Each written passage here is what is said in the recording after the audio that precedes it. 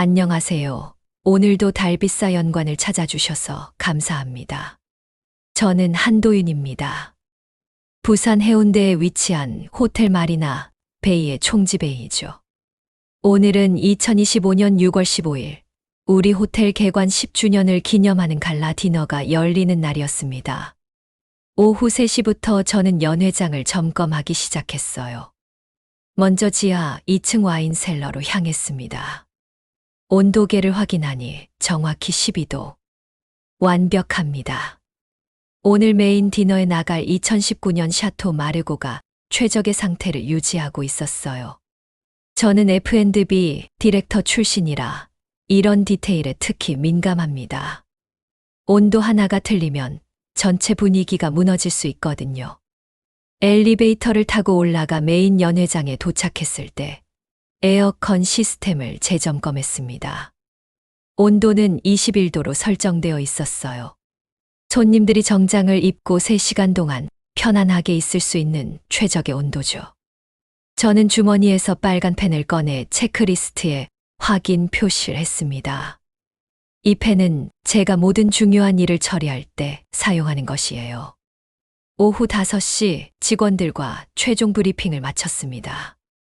웨이팅 스태프 12명, 주방팀 8명, 음향팀 3명까지 모든 인원이 제자리에 있었어요. 저는 시계를 보며 말했습니다.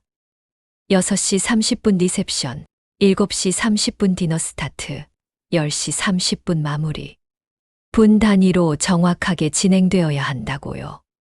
그런데 아내 소정이 나타났을 때부터 뭔가 이상했습니다. 평소와 달리 표정이 어두웠어요. 보통은 이런 행사에서 사교적이고 밝은 모습을 보이는 그녀인데 오늘은 달랐습니다. 드레스룸에서 나온 소정은 진한 네이비 드레스를 입고 있었는데 평소보다 화장이 짙었어요. 소정이 제게 다가와 말했습니다. 오늘 밤 우리 가족이 나에게 인사할 사람을 데려올 거라고요. 그 말투에서 묘한 긴장감이 느껴졌습니다. 저는 고개를 끄덕이며 물었어요. 비즈니스 파트너냐고요. 소정은 고개를 저으며 미소를 지었는데 그 미소가 평소와 달리 차갑게 느껴졌습니다. 오후 6시 첫 번째 손님들이 도착하기 시작했어요.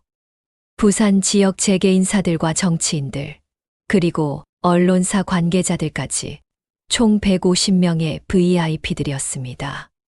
저는 입구에서 직접 인사를 나누며 손님들을 맞이했어요. 윤회그룹 회장인 장인어른 윤태호 씨도 오셨고, 장모님 최미란 씨, 그리고 소정의 여동생 아라도 함께였습니다. 아라는 요즘 예능 프로그램에 자주 나와서 유명해진 터라 주변에 사람들이 몰렸어요. 그녀는 손에 작은 카메라를 들고 있었습니다. 브이로그 촬영용이라고 하더군요. 저는 그때까지만 해도 그 카메라가 나중에 얼마나 중요한 역할을 할지 몰랐습니다.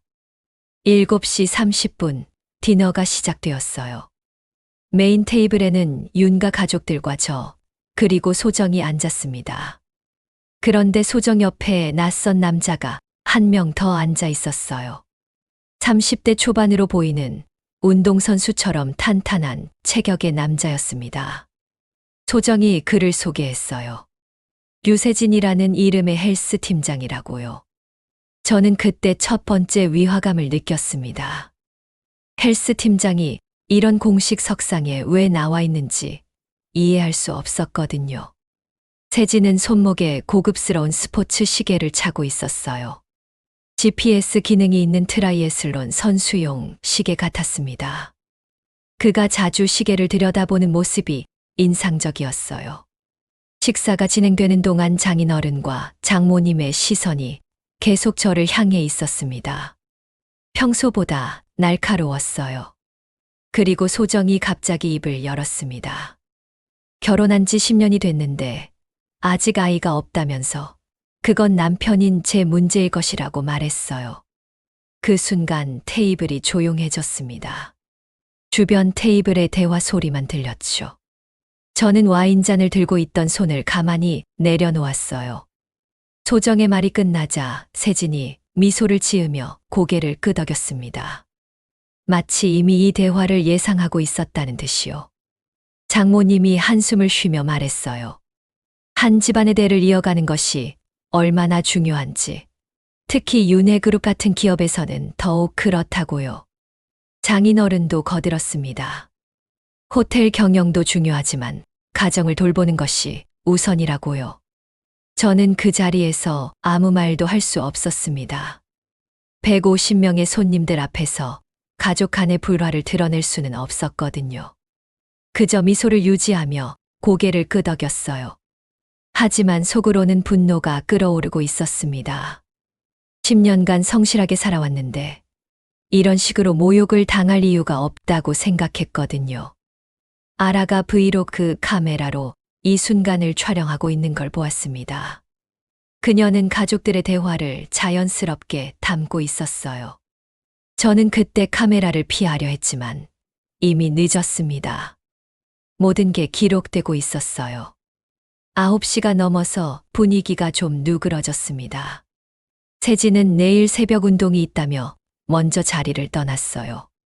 그가 떠난 후 소정이 제게 속삭였습니다. 오늘 밤이 끝나면 나는 것이 달라질 거라고요. 그 말의 의미를 저는 그때까지 완전히 이해하지 못했습니다. 10시 30분 갈라 디너가 공식적으로 끝났어요. 손님들이 하나둘 떠나기 시작했고 마지막까지 배웅 인사를 했습니다. 윤가 가족들은 요트에서 2차를 하겠다며 부두 쪽으로 향했어요. 소정도 함께 가려 했지만 호텔 정리 작업이 남아있다며 거절했습니다. 사실 그때 이미 뭔가 불길한 예감이 들고 있었거든요.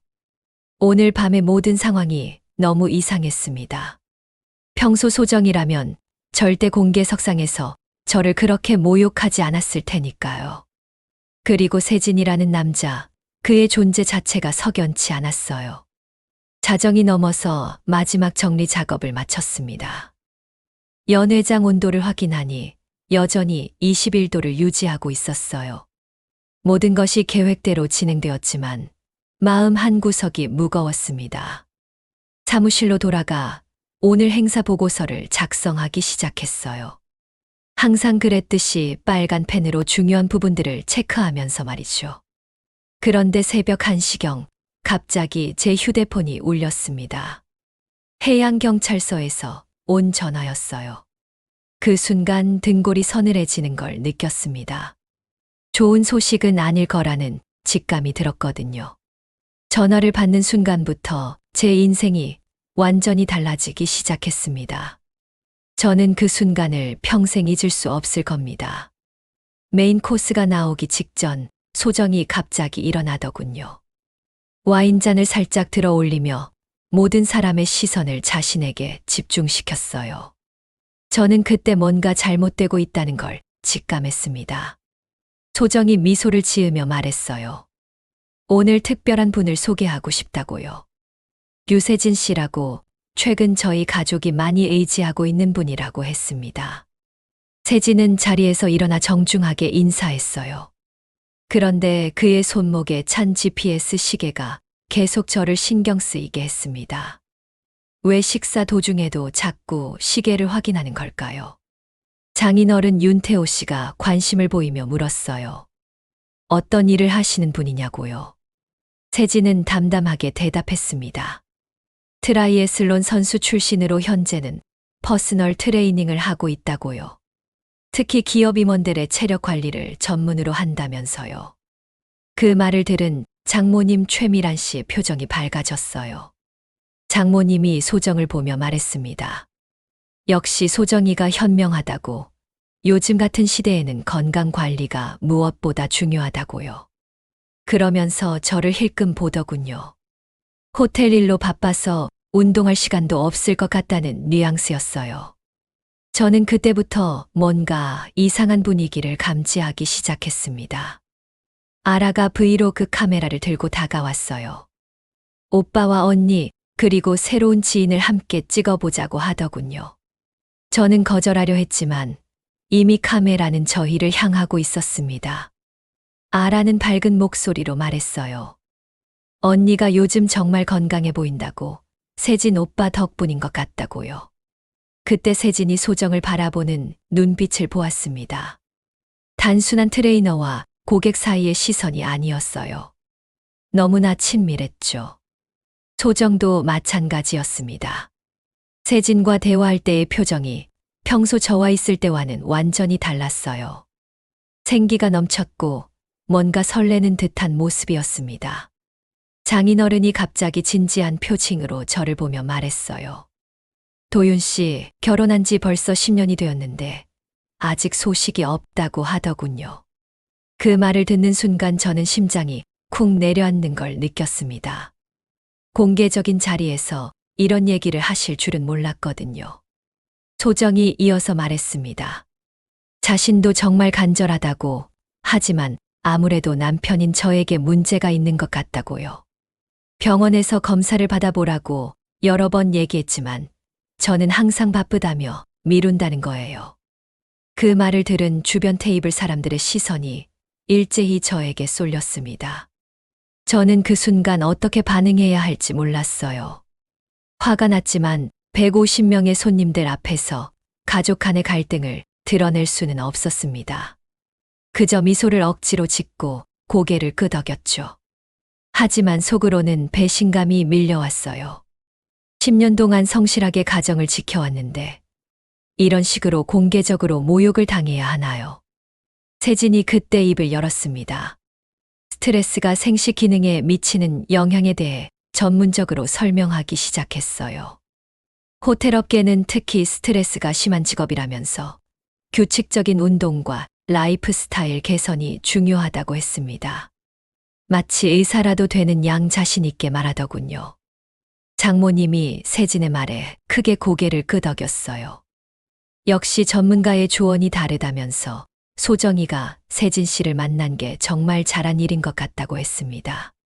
그러면서 저에게 말했어요. 도윤 씨도 세진 씨한테 트레이닝을 받아보면 어떻겠냐고요. 저는 그때 세진의 시계를 다시 보게 되었습니다. 최신형 GPS 시계였는데 화면에 뭔가 메시지가 떠 있었어요. 세진은 재빨리 시계를 가렸지만 저는 분명히 보았습니다. 누군가와 연락을 주고받고 있었던 거죠. 식사 중에 말이에요. 아라가 또다시 카메라를 들이댔어요. 이번에는 세진에게 포커스를 맞추더군요. 언니의 새로운 트레이너 선생님이라며 구독자들에게 소개해주고 싶다고 했습니다. 세진은 자연스럽게 카메라를 향해 미소를 지었어요. 너무나 익숙해 보였습니다. 그때 장인어른이 다시 저를 향해 말했습니다. 윤회그룹에서는 3대째 사업을 이어오고 있는데 도윤 씨도 그 전통을 이어갈 책임이 있다고요. 호텔 경영도 중요하지만 가문의 대를 잇는 것이 더 중요하다고 했어요. 그 말을 들으며 저는 주먹을 꽉 쥐었습니다. 소정이 제 손을 잡으며 말했어요. 자기도 이해한다고, 저도 스트레스가 많을 거라고요. 하지만 이제는 정말 진지하게 생각해봐야 할 때가 아니냐고 했습니다. 그리고 세진을 바라보며 말했어요. 세진 씨 같은 전문가의 도움을 받으면 분명 좋은 결과가 있을 거라고요. 저는 그 순간 소정과 세진 사이의 미묘한 교감을 다시 한번 확인했습니다. 둘 사이에는 분명 뭔가가 있었어요. 단순한 트레이너와 고객 관계를 넘어선 무언가 말이죠. 세진이 소정의 말에 미소로 화답하는 모습, 소정이 세진을 바라보는 눈빛 모든 것이 수상했습니다. 주변 테이블의 대화 소리가 점점 작아지더군요. 사람들이 저희 테이블의 대화에 귀를 기울이고 있었어요. 저는 이 상황을 어떻게든 마무리해야 한다고 생각했습니다.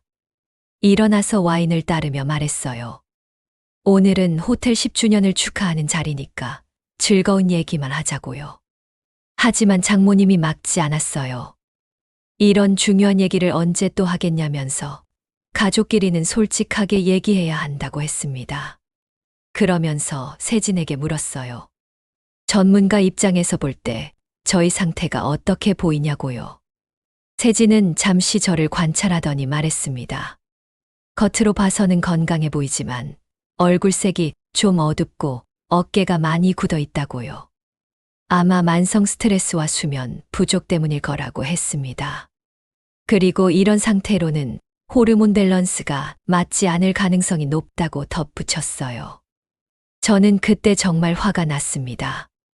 의사도 아닌 사람이 뭘 안다고 이런 진단을 내리는 거죠. 하지만 참을 수밖에 없었어요.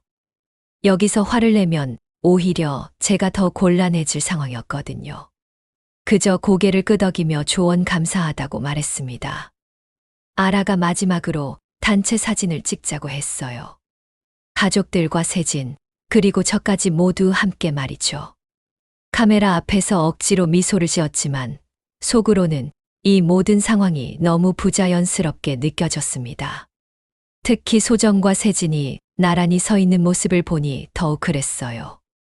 식사가 끝나갈 무렵 세진이 시계를 다시 확인했습니다. 그리고 내일 새벽 운동이 있다며 먼저 자리를 뜨겠다고 했어요. 일어나면서 소정의 어깨를 살짝 터치했는데 그 손짓이 너무나 자연스러웠습니다. 마치 오랫동안 그래왔다는 듯이요. 세진이 떠난 후 소정이 제게 속삭였습니다. 오늘 밤 많은 것이 바뀔 거라고요. 그리고 저도 이제는 현실을 받아들여야 할 때라고 했어요. 그 말의 의미를 저는 그때까지 완전히 파악하지 못했지만 분명 좋지 않은 일이 벌어질 거라는 예감이 들었습니다. 갈라 디너가 공식적으로 끝난 건 밤 10시 30분이었습니다. 마지막 손님을 배웅하고 나서 저는 연회장 정리 작업을 지켜봤어요. 직원들이 테이블을 치우고 의자를 정리하는 모습을 보면서도 머릿속은 온통 저녁 일로 복잡했습니다. 윤가 가족들은 부두로 향했어요. 장인어른이 며칠 전부터 계획하고 있던 야간 요트 투어를 하겠다고 하시더군요. 소정도 함께 가려 했지만 저는 호텔 정리가 끝날 때까지 남아 있어야 한다고 말했습니다. 사실 그때 이미 마음이 너무 복잡해서 혼자만의 시간이 필요했거든요. 소정이 떠나기 전에 제게 말했어요. 가족들과 중요한 얘기를 나눌 예정이라고요. 그리고 내일 아침에는 분명 모든 게 달라져 있을 거라고 했습니다. 그 말투에서 뭔가 결정적인 일이 벌어질 거라는 느낌이 들었어요. 하지만 구체적으로 뭔지는 알 수 없었습니다. 부두에서 출발하는 윤가의 요트는 꽤 큰 규모였어요. 12인승 럭셔리 요트로 장인어른이 몇 년 전에 구입하신 거였죠. 베테랑 선장과 승무원 한 명이 항상 대기하고 있어서 안전에는 문제가 없다고 여겨졌습니다. 게다가 날씨도 맑았고 바다 상태도 양호했거든요. 자정이 넘어서 마지막 정리 작업을 마쳤습니다. 연회장 온도를 다시 한번 확인했어요. 21도로 완벽하게 유지되고 있었습니다. 모든 전등을 끄고 사무실로 돌아왔죠. 평소처럼 오늘 행사 결과 보고서를 작성하기 시작했어요. 항상 그랬듯이 빨간 펜을 꺼내서 중요한 부분들을 체크해 나갔습니다. 보고서를 쓰면서도 계속 소정과 세진의 모습이 떠올랐어요. 둘 사이의 친밀한 분위기, 세진이 소정을 바라보는 눈빛, 그리고 소정이 저를 공개적으로 모욕했던 순간들 말이죠. 10년 결혼 생활에서 이런 굴욕을 당한 건 처음이었습니다. 새벽 1시가 조금 넘었을 때였어요. 갑자기 제 휴대폰이 울렸습니다. 이 시간에 전화가 오는 건 보통 좋지 않은 소식이죠. 화면을 보니 모르는 번호였어요. 처음엔 받지 않으려 했지만 계속 울려서 결국 받게 되었습니다. 전화를 받자마자 남자 목소리가 들렸어요. 부산해양경찰서라고 신원을 밝혔습니다. 그 순간 제 심장이 쿵 하고 내려앉았어요. 해양경찰서에서 이 시간에 전화한다는 건 분명 사고가 난 거였습니다. 손이 떨리기 시작했어요. 경찰관이 말했습니다. 윤해그룹 소유 요트에서 사고가 발생했다고요. 오늘 밤 11시 30분경 해운대 앞바다에서 요트가 전복되었다는 거예요. 탑승자 5명 모두 구조되었지만 상태가 심각하다고 했습니다. 저는 그 말을 듣는 순간 머리가 하얘졌어요. 경찰관이 계속 설명했습니다. 윤태호 씨, 최미란 씨, 윤아라 씨, 그리고 선장과 승무원까지 총 5명이 탑승해 있었다고 해요. 소정은 어떻게 된 거냐고 물었더니 소정 씨는 마지막 순간에 급한 일이 생겨서 승선하지 않았다고 하더군요. 저는 그때 이상한 안도감과 동시에 의심이 들었습니다. 모든 탑승자가 의식불명 상태로 부산대학교 병원 응급실로 이송되었다고 했어요. 특히 윤태호 회장과 최미란 씨의 상태가 가장 심각하다고 했습니다. 외상성 뇌손상과 다발성 장기 손상이 의심된다는 거였죠. 아라는 상대적으로 경상이지만 역시 의식을 잃은 상태라고 했습니다. 경찰관이 말했습니다. 가족 중에서 의료진과 상담할 수 있는 분이 병원으로 와야 한다고요. 환자들의 상태가 워낙 심각해서 응급수술이 필요할 수도 있다고 했어요. 저는 즉시 병원으로 가겠다고 말했습니다. 아무리 오늘 밤 불쾌한 일이 있었어도 가족이 다친 상황에서 그런 건 중요하지 않았거든요. 병원으로 향하는 차 안에서 계속 생각해 봤어요. 소정이 왜 마지막 순간에 승선하지 않았을까요? 분명 가족들과 중요한 얘기를 나누겠다고 했는데 말이죠. 그리고 세진은 어디 있는 걸까요? 그도 함께 갔을 거라고 생각했는데 탑승자 명단에는 없었습니다. 병원에 도착했을 때는 새벽 1시 40분경이었어요. 응급실은 온통 난리였습니다. 의료진들이 분주하게 움직이고 있었고 여러 대의 모니터에서 경고음이 계속 울리고 있었어요.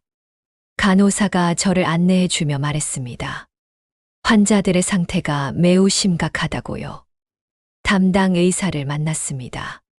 40대 중반의 베테랑 외과의사였어요. 의사는 차분하지만 심각한 표정으로 설명해 주었습니다.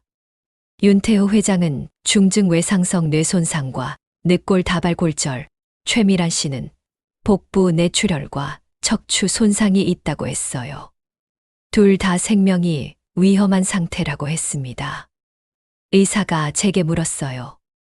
환자들과의 관계가 어떻게 되느냐고 했습니다. 장인어른과 장모님의 사위라고 말했어요. 그러자 의사가 설명했습니다. 현재 직계가족인 배우자나 자녀가 의식불명이거나 연락이 안 되는 상황에서는 제가 법적으로 의료 결정권을 행사할 수 있다고 했어요. 소정은 어디 있느냐고 물어보니 연락이 안 된다고 했습니다. 휴대폰도 꺼져 있고 집에도 없다고 했어요. 뭔가 이상하다고 생각했습니다. 가족이 이런 큰 사고를 당했는데 연락이 안 된다는 게 말이 되지 않았어요. 의사가 계속 설명했습니다. 윤태호 회장의 경우 뇌압이 계속 상승하고 있어서 응급 개두술이 필요할 수도 있다고 했어요. 하지만 나이를 고려했을 때 수술 위험도가 매우 높다고 했습니다. 최미란 씨도 복부 출혈이 계속되고 있어서 지혈술이 필요하다고 했어요. 저는 그 순간 엄청난 책임감을 느꼈습니다. 두 분의 생명이 제 결정에 달려 있는 거였어요. 평소 같으면 가족들과 상의해서 결정했겠지만 지금은 제가 홀로 모든 걸 결정해야 하는 상황이었습니다. 의사에게 시간이 얼마나 있느냐고 물었어요. 의사는 말했습니다. 길어야 2에 3시간 안에 결정해야 한다고요. 그 이후에는 돌이킬 수 없는 상태가 될 수도 있다고 했어요. 저는 일단 가능한 모든 치료를 해달라고 말했습니다. 비용은 신경 쓰지 말고 최선을 다해달라고 했어요. 그런데 그때 간호사가 다가와서 말했더군요. 소정 씨가 연락이 닿았다고 곧 병원으로 온다고 했어요. 저는 그때서야 조금 안심이 되었습니다. 아무래도 직계가족인 소정이 와야 더 정확한 결정을 내릴 수 있을 테니까요. 하지만 동시에 의문이 들었어요. 이 늦은 시간에 소정은 어디에 있었던 걸까요? 그리고 왜 지금까지 연락이 안 되었던 걸까요? 가족들이 요트에서 사고를 당했다는 소식을 들었을 때 소정은 어떤 반응을 보였을까요? 뭔가 이 모든 상황이 너무 우연의 일치 같았습니다. 새벽 3시 30분경 소정이 병원에 도착했습니다. 그런데 혼자 온 게 아니었어요. 50대 중반의 여성이 함께 왔는데 소정이 소개하기를 장명진 교수라고 하더군요. 서울대학교 의과대학 산부인과 교수이자 부산대학교 병원 자문이라고 했습니다. 소정은 눈이 빨갛게 부어 있었어요. 울었던 흔적이 역력했죠. 저에게 달려와서 어떻게 된 거냐고 물었습니다.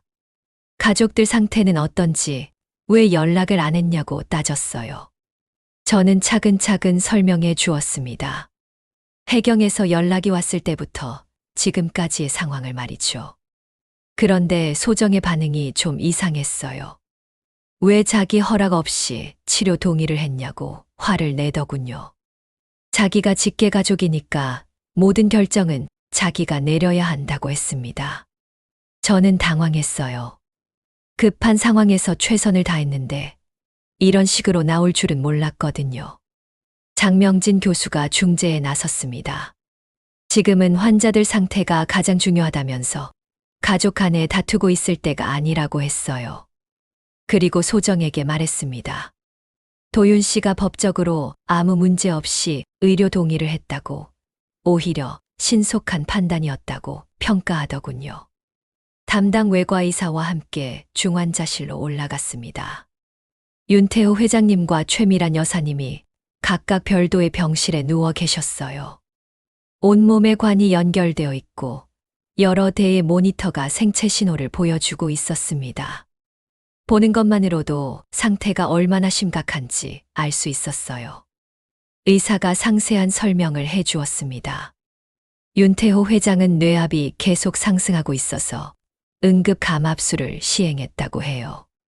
하지만 나이가 62세인 점을 고려할 때 회복 가능성을 단정하기 어렵다고 했습니다. 최미란 여사님은 복부 출혈은 일단 멈췄지만 척추 손상으로 인한 하반신 마비 가능성이 있다고 했어요. 소정이 갑자기 소리를 질렀습니다. 최고의 치료를 해달라고, 돈은 얼마가 들어도 상관없다고 했어요. 서울에서 최고 명의를 모셔와서라도 치료해 달라고 했습니다. 장명진 교수가 소정을 진정시키며 말했어요. 이미 최선의 치료를 받고 있다고, 더 이상 무리한 치료는 오히려 환자에게 독이 될 수 있다고 했습니다. 그때 담당 의사가 저에게 여러 서류를 가져왔어요. 수술 동의서, 연명치료 계획서, 의료비 보증서 등이었습니다. 모두 제 서명이 필요한 문서들이었죠. 저는 평소 습관대로 빨간 펜을 꺼내서 서류를 꼼꼼히 검토하기 시작했습니다. 소정이 저를 보며 말했어요. 지금 뭐 하는 거냐고, 가족이 죽어가는데 서류나 들여다보고 있느냐고 했습니다. 저는 차분하게 대답했어요. 이런 중요한 서류는 제대로 확인하고 서명해야 한다고, 나중에 문제가 생기면 더 복잡해진다고 말했습니다. 장명진 교수가 저를 지지해 주었어요. 도윤 씨가 맞다면서 의료 문서는 신중하게 검토해야 한다고 했습니다. 그리고 소정에게 말했어요.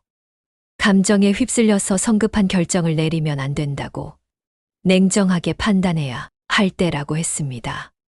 서류를 검토하면서 몇 가지 의문점이 생겼어요. 수술 동의서에 명시된 합병증 위험도가 생각보다 높았습니다. 윤태호 회장의 경우 수술 성공률이 30%밖에 안 된다고 되어 있었어요.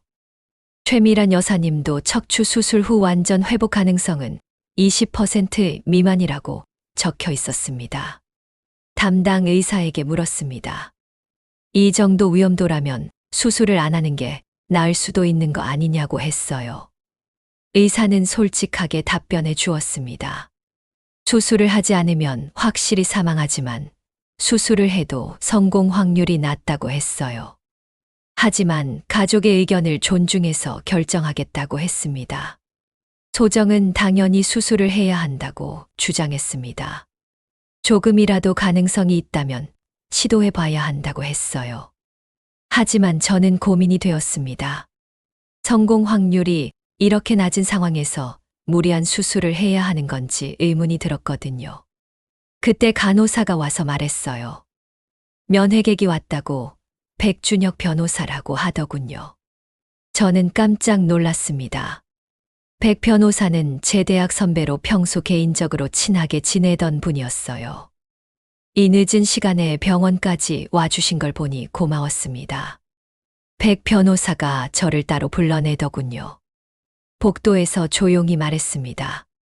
이런 큰 사고가 나면 법적으로 복잡한 문제들이 생길 수 있다고 미리 준비해 두는 게 좋겠다고 했어요. 특히 윤회그룹과 호텔 간의 합작 지분 문제, 유언대용 신탁, 이사회 소집 절차 등을 점검해 봐야 한다고 했습니다. 저는 그때까지 그런 걸 생각해 보지 못했어요. 가족들의 생명이 우선이라고 생각했거든요. 하지만 백 변호사 말이 맞았습니다. 윤태호 회장이 의식불명 상태가 계속되면 그룹 경영에 큰 공백이 생길 수밖에 없어요. 그리고 저는 소정의 배우자로서 어느 정도 영향력을 행사할 수 있는 위치에 있었습니다. 백 변호사가 설명해 주었어요. 현재 윤회그룹의 지배구조상 윤태호 회장이 대표이사 겸 이사회 의장을 맡고 있다고 했습니다. 만약 장기간 의식불명 상태가 지속되면 긴급 이사회를 소집해서 임시 대표를 선임해야 한다고 했어요. 그리고 그 과정에서 소정의 의견이 매우 중요하다고 했습니다. 더 중요한 건 호텔 말이나 베이의 지분 문제였어요. 호텔은 윤회그룹과 제가 공동으로 소유하고 있는 구조인데 윤회그룹 쪽 지분의 실질적 소유자는 윤태호 회장이었습니다. 만약 회장께서 회복되지 못하면 그 지분은 상속 절차를 거쳐야 하는데 소정이 주요 상속인이 될 가능성이 높았어요. 백 변호사가 조언했습니다. 지금부터라도 모든 의료 결정과 법적 절차를 문서로 남겨두라고 했어요. 나중에 분쟁이 생겼을 때 중요한 증거가 될 수 있다고 했습니다. 그리고 가능하면 소정과 상의해서 공동으로 결정하는 형태로 가라고 했어요. 중환자실로 다시 돌아왔을 때 소정과 장명진 교수가 심각하게 대화하고 있었어요. 제가 다가가자 대화를 멈추더군요. 뭔가 저에게 들려주고 싶지 않은 내용을 얘기하고 있었던 것 같았습니다. 장명진 교수가 저를 보며 미소를 지으며 말했어요. 소정 씨가 많이 힘들어 한다고 좀 더 배려해 달라고 했습니다. 담당 의사가 최종 결정을 내려달라고 했어요. 수술을 진행할 것인지 보존적 치료를 할 것인지 정해야 한다고 했습니다. 저는 소정에게 물었어요. 어떻게 하고 싶냐고요. 소정은 망설임 없이 대답했습니다. 당연히 수술해야 한다고 조금이라도 가능성이 있다면 포기할 수 없다고 했어요. 저는 의사에게 마지막으로 물었습니다. 전문의 입장에서 볼 때 어떤 선택이 환자에게 최선이냐고요. 의사는 잠시 고민하더니 말했어요. 솔직히 말하면 보존적 치료가 환자에게는 더 편안할 것 같다고, 하지만 가족의 마음을 이해한다고 했습니다. 결국 수술을 진행하기로 결정했어요. 소정의 의견을 존중한 거였죠. 하지만 저는 모든 과정을 상세히 기록으로 남겼습니다. 의사와의 상담 내용, 수술 위험도, 가족회의 결과까지 모든 걸 문서화했어요. 빨간 펜으로 중요한 부분들을 체크하면서 말이죠. 장명진 교수가 제게 명함을 건네주었어요. 앞으로 의료진과 소통할 때 도움이 될 거라고 하면서요. 명함을 보니 여러 병원에서 자문의를 하고 있더군요. 특히 VIP 환자들을 전담한다고 적혀 있었어요. 소정에게 어떻게 알게 된 분이냐고 물었더니 대학 선배라고 하더군요. 수술이 시작된 건 새벽 4시였습니다. 윤태호 회장의 뇌수술이 먼저 진행되었고 최미란 여사님의 척추 수술은 그 다음에 예정되어 있었어요. 저와 소정은 수술실 앞에서 기다렸습니다. 장명진 교수도 함께 남아서 중간중간 수술 진행 상황을 설명해 주었어요. 수술이 진행되는 동안 저는 병원 카페테리아에서 커피를 마시며 생각에 잠겨 있었습니다. 새벽 6시가 넘어서 동이 트기 시작했어요. 밤새 잠을 못 잔 탓에 머리가 무겁고 몸이 천근만근이었습니다. 그런데 계속 마음에 걸리는 게 있었어요. 어젯밤 갈라 디너에서 봤던 세진의 행동들이었습니다. 특히 그가 계속 확인하던 GPS 시계가 신경 쓰였어요. 트라이애슬론 선수용 고급 시계였는데 식사 도중에도 자꾸 들여다보더군요.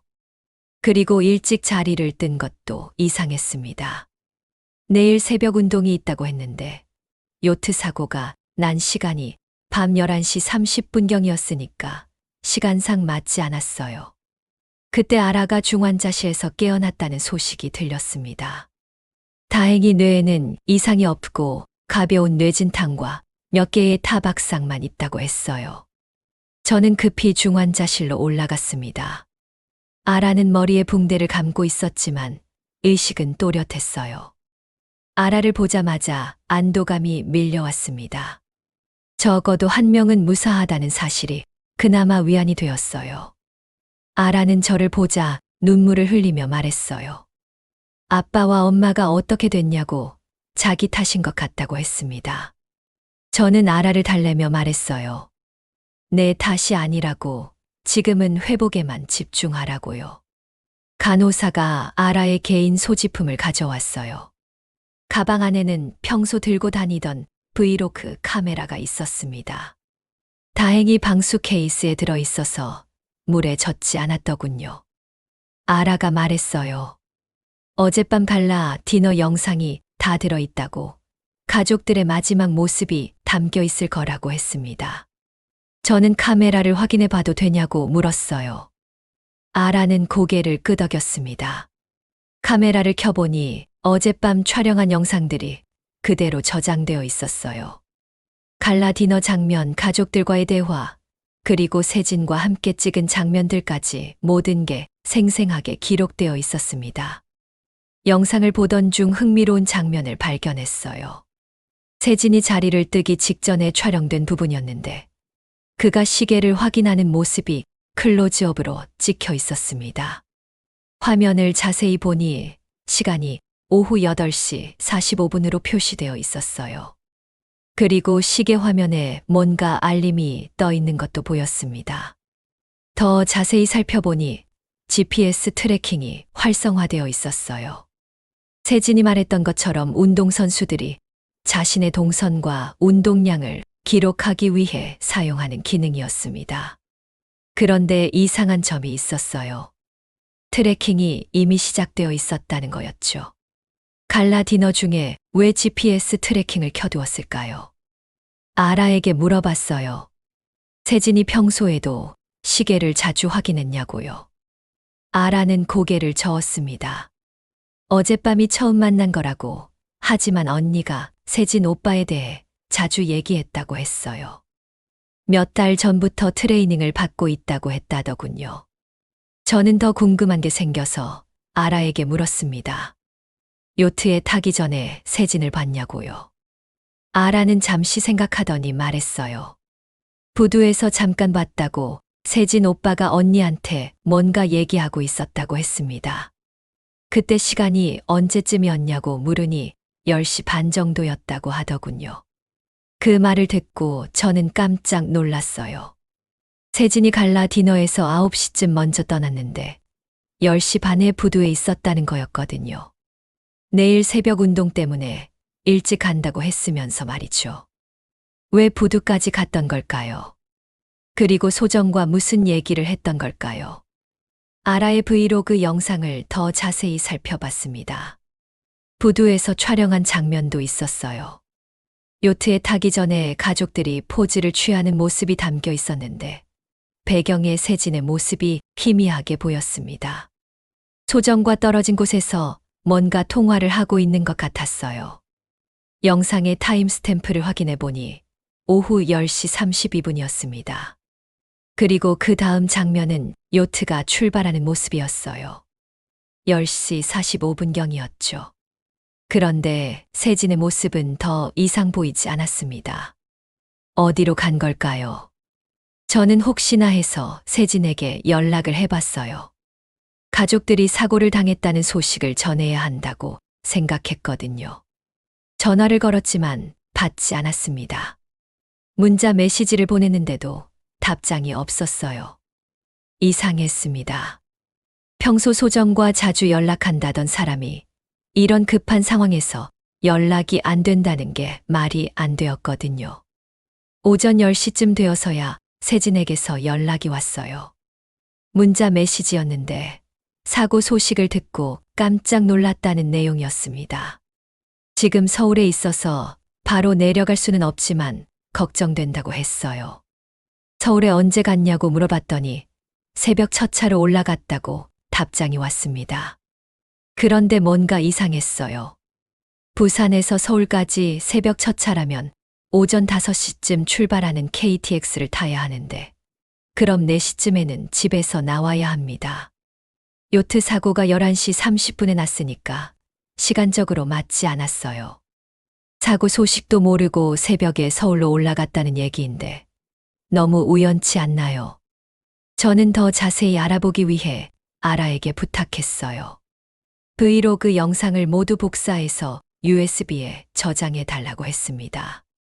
아라는 왜 그러냐고 물었지만 저는 가족들의 마지막 모습을 기록으로 남겨두고 싶다고 말했어요. 물론 진짜 이유는 따로 있었지만요. 오후 5시에 세진이 직접 병원으로 왔어요. 서울에서 급히 내려왔다고 하더군요. 소정을 만나자마자 눈물을 흘리며 위로했습니다. 그런데 저는 세진의 손목을 유심히 봤어요. 여전히 그 GPS 시계를 차고 있었거든요. 세진에게 어젯밤 일정에 대해 슬쩍 물어봤어요. 갈라 디너 이후에 뭘 했냐고요. 세진은 대답했습니다. 집에 가서 일찍 잤다고 새벽 운동 준비를 해야 해서 일찍 잠자리에 들었다고 했어요. 그런데 아라의 증언과는 다른 얘기였죠. 저는 한 걸음 더 나아가서 물었어요. GPS 시계에 어젯밤 운동 기록이 남아있을 거라고 보여달라고 했습니다. 세진은 잠시 당황하는 기색을 보이더니 말했어요. 어젯밤에는 운동을 안 했다고, 그래서 기록이 없다고 했습니다. 하지만 저는 아라의 영상에서 본 걸 기억하고 있었어요. 갈라 디너 중에도 GPS 트래킹이 활성화되어 있었다는 걸 말이죠. 세진에게 그 얘기를 하자 표정이 굳어졌습니다. 그리고 변명을 늘어놓기 시작했어요. 세진은 말했습니다. 평소 습관적으로 GPS를 켜두는 편이라고, 일상 동선도 기록하고 있다고 했어요. 그리고 어젯밤에는 부두 근처에서 바다 수영 훈련을 했다고 했습니다. 트라이애슬론 선수 출신이라 야간 수영도 자주 한다고 덧붙였어요. 저는 더 구체적으로 물었어요. 몇 시부터 몇 시까지 수영했냐고 했습니다. 세진은 10시쯤부터 11시쯤까지라고 대답했어요. 그런데 그 시간은 요트가 출발해서 사고가 난 시간과 거의 일치했습니다. 너무 우연한 일치 아닌가 싶었어요. 제가 의심스러운 표정을 짓자 세진이 급하게 말했어요. 자기도 요트 소리를 들었다고 멀리서 봤는데 갑자기 기울어지더니 뒤집어졌다고 했습니다. 그래서 급히 구조 신고를 했다고 했어요. 하지만 경찰 조서에는 익명의 신고자가 신고했다고 되어 있었는데 왜 이름을 밝히지 않았을까 하는 의문이 들었어요. 세진의 말을 듣고 더욱 의심스러워졌습니다. 너무 많은 우연이 겹쳐 있었거든요. 갈라 디너에서 일찍 떠난 것, 부두에서 소정과 만난 것, 사고 시간에 근처에서 수영한 것, 사고를 목격했다는 것까지 모든 게 너무 절묘했어요. 그리고 그의 GPS 위치 추적 시계에는 분명 어젯밤의 정확한 동선이 기록되어 있을 텐데 왜 보여주기를 꺼리는 걸까 하는 생각이 들었습니다. 윤태호 회장님의 수술이 끝난 건 오후 2시였습니다. 다행히 수술 자체는 성공적이었지만 의식 회복은 언제 될지 모른다고 했어요. 최미란 여사님도 마찬가지로 당분간 의식불명 상태가 지속될 것 같다고 했습니다. 저는 그 소식을 듣고 심각한 현실을 깨달았어요. 이제 윤회그룹의 경영 공백이 현실화된 거였죠. 백준혁 변호사가 저를 따로 불러냈습니다.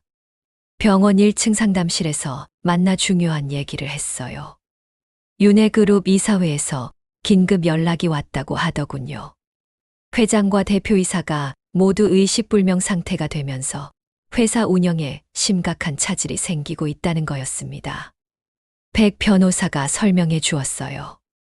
윤회그룹의 정관에 따르면 대표이사가 직무 수행불능 상태가 될 경우 이사회 결의로 임시 대표를 선임할 수 있다고 했습니다. 하지만 그 과정에서 주요 주주들의 동의가 필요한데 윤태호 회장이 최대 주주이다 보니 복잡한 상황이 되었다고 했어요. 더 중요한 건 호텔 마리나 베이의 지분 구조였습니다. 백 변호사가 가져온 서류를 보니 생각보다 복잡했어요. 윤회그룹이 60%, 제가 개인적으로 40%를 소유하고 있었는데 윤회그룹 지분은 실질적으로 윤태호 회장 개인 소유였습니다. 그런데 회장님이 의식불명 상태가 되면서 그 지분의 의결권 행사가 불가능해진 거죠. 저는 평소 습관대로 빨간 펜을 꺼내서 서류를 꼼꼼히 검토하기 시작했습니다. 정관, 주주간 계약서, 위임장 등 모든 문서를 하나하나 살펴봤어요. 그러다가 중요한 조항을 발견했습니다. 주요 주주가 의식불명 등의 사유로 의결권을 행사할 수 없을 경우 그 배우자가 임시로 의결권을 대행할 수 있다는 내용이었어요. 즉, 소정이 윤태호 회장의 딸이자 상속 예정자로서 아버지의 의결권을 대행할 수 있다는 뜻이었습니다. 그리고 저는 소정의 배우자로서 간접적으로나마 그 의결권에 영향을 미칠 수 있는 위치에 있었어요. 갑자기 제가 윤회그룹 경영에 중요한 역할을 하게 된 거였죠. 백 변호사가 조언했습니다. 지금이 중요한 시점이라고 소정과 협력해서 그룹 경영을 안정화시켜야 한다고 했어요. 특히 긴급 이사회 소집을 통해 임시 경영진을 구성하는 게 시급하다고 했습니다. 그리고 그 과정에서 제가 호텔 대표로서 발언권을 확보할 수 있다고 했어요. 저는 더 자세한 검토를 위해 윤회그룹 본사에서 관련 서류들을 가져오기로 했습니다. 소정에게 얘기하니 선뜻 동의해 주더군요. 오히려 고마워하면서 이런 복잡한 일을 제가 처리해 준다고 했어요. 장명진 교수도 옆에서 도윤 씨가 믿음직스럽다며 칭찬했습니다. 윤회그룹 본사는 해운대 센텀시티에 있는 30층 빌딩이었어요. 회장실에 들어가니 각종 계약서와 회계 자료들이 정리되어 있었습니다. 비서실장이 도와주면서 필요한 서류들을 찾아주었어요. 저는 그 자리에서 빨간 펜으로 중요한 부분들을 하나하나 체크해 나갔습니다. 그런데 서류를 검토하다가 이상한 점을 발견했어요. 최근 3개월간 리조트 개발 프로젝트 관련 용역비가 비정상적으로 많이 지출되어 있었습니다. 월 평균 3억 원씩 총 9억 원이 지출되었는데 용역업체 이름이 생소했어요. 오션 퍼포먼스 컨설팅이라는 회사였습니다. 더 자세히 살펴보니 이 회사는 스포츠 마케팅과 퍼스널 트레이닝 서비스를 하는 업체였어요. 리조트 개발과는 전혀 관련이 없어 보였습니다. 왜 이런 회사에 거액의 용역비를 지급했을까요? 저는 즉시 이 회사의 등록 정보를 확인해 봤습니다. 놀랍게도 오션 퍼포먼스 컨설팅의 대표이사는 류세진이었습니다. 바로 소정의 트레이너였던 그 사람이었어요. 저는 깜짝 놀랐습니다. 단순한 트레이너가 아니라 회사를 운영하고 있었던 거였죠. 그것도 윤회그룹으로부터 거액의 용역비를 받으면서 말이에요. 용역 계약서를 자세히 살펴봤습니다.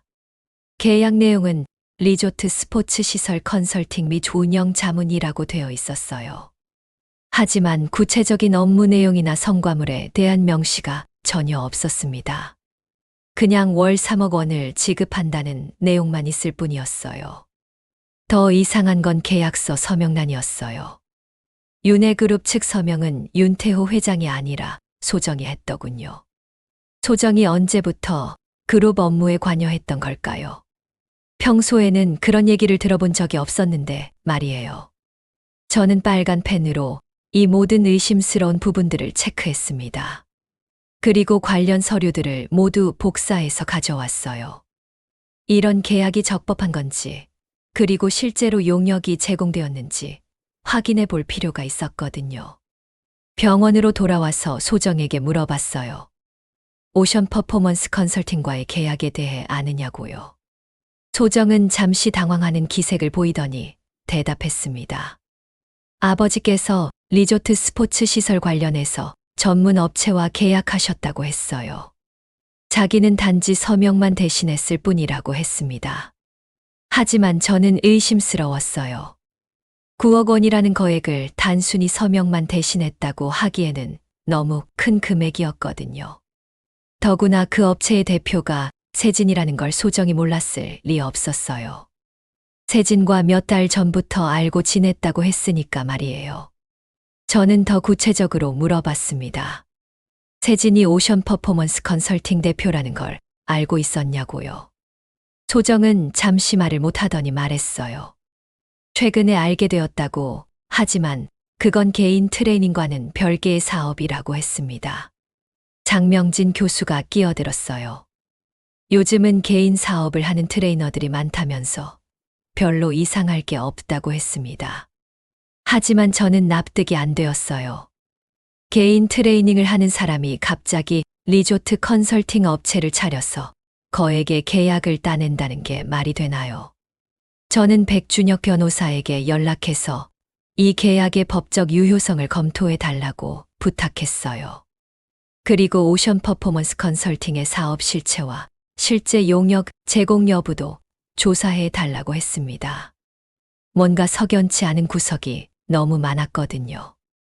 백 변호사가 예비 조사 결과를 알려줬어요. 오션 퍼포먼스 컨설팅은 6개월 전에 설립된 신생회사라고 했습니다. 그리고 윤해그룹과의 계약이 사실상 유일한 매출원이라고 했어요. 다른 클라이언트나 프로젝트는 전혀 없다는 거였죠. 더 충격적인 건 용역비 사용 내역이었어요. 9억 원 중 상당 부분이 개인명의 계좌로 이체되었는데 그 계좌 중 하나가 소정의 개인 계좌였다는 거예요. 명목상으로는 프로젝트 매니지먼트 수수료라고 되어 있었지만 실질적으로는 개인 용도로 사용된 것 같았습니다.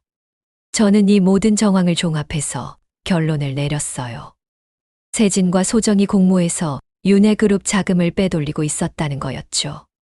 리조트 컨설팅이라는 명목으로 허위 계약을 체결하고 그 돈을 개인적으로 사용하고 있었던 거예요.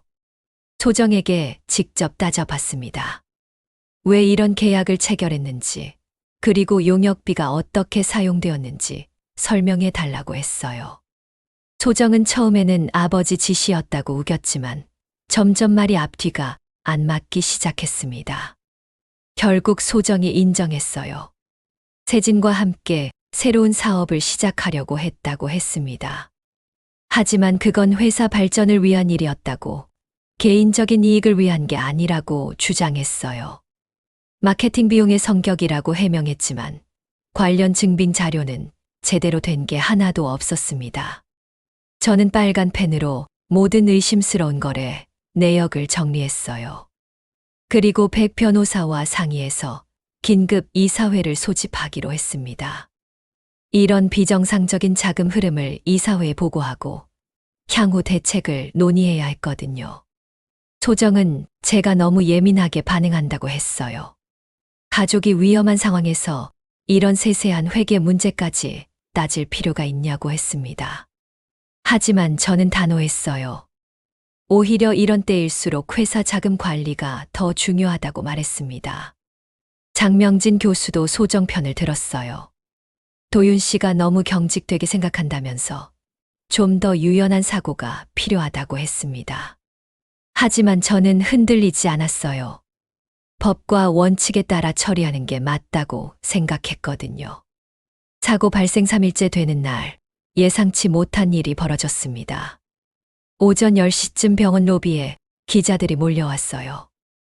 윤해그룹 회장 일가의 요트 사고 소식이 언론에 알려지면서 취재 경쟁이 시작된 거였죠. 저는 당황했지만 소정은 오히려 담담해 보였어요. 소정이 갑자기 저에게 말했습니다. 기자들에게 가족 상황을 브리핑하겠다고 했어요. 저는 아직 때가 아니라고 말렸지만 소정은 이미 마음을 정한 상태였습니다. 장명진 교수도 옆에서 소정의 결정을 지지한다고 했어요. 병원 1층 브리핑룸에서 기자회견이 열렸습니다. 소정은 검은색 원피스를 입고 나타났는데 평소보다 배 부분이 도드라져 보였어요. 기자들 앞에서 차분하게 가족들의 상태를 설명하기 시작했습니다. 아버지와 어머니가 의식불명 상태라는 것, 최선의 치료를 받고 있다는 것 등이었죠. 그런데 기자회견 말미에 소정이 예상치 못한 발언을 했어요. 이런 어려운 시기에 가족들에게 힘이 될 소식이 하나 있다면서 자신이 임신 8주차라고 발표한 것이었습니다. 아마도 동정 여론을 얻기 위한 계산된 발언이었던 것 같아요. 기자들이 술렁거리기 시작했습니다. 윤회그룹 3세가 태어날 거라는 희망적인 소식이었거든요. 저는 그 자리에서 얼어붙었습니다. 임신이라고요. 전혀 들어본 적이 없는 얘기였어요. 집에서도 그런 기색을 전혀 보이지 않았는데 말이죠. 기자들이 저에게 소감을 묻자 저는 겨우 미소를 지으며 기쁘다고 답변했습니다. 하지만 속으로는 혼란스러웠어요. 기자회견이 끝나고 소정에게 따로 물어봤어요. 언제부터 임신을 알았냐고요. 소정은 2주 전에 확인했다고 대답했습니다. 그런데 왜 저에게 말하지 않았냐고 묻자 가족들에게 좋은 소식으로 발표하고 싶었다고 했어요. 특히 갈라 디너에서 말하려고 했는데 사고가 나는 바람에 늦어졌다고 했습니다. 하지만 뭔가 이상했어요. 평소 소정이라면 임신 소식을 혼자만 알고 있을 사람이 아니었거든요. 그렇게 간절히 바라던 아이였는데 저에게 먼저 알리지 않는다는 게 말이 안 되었습니다.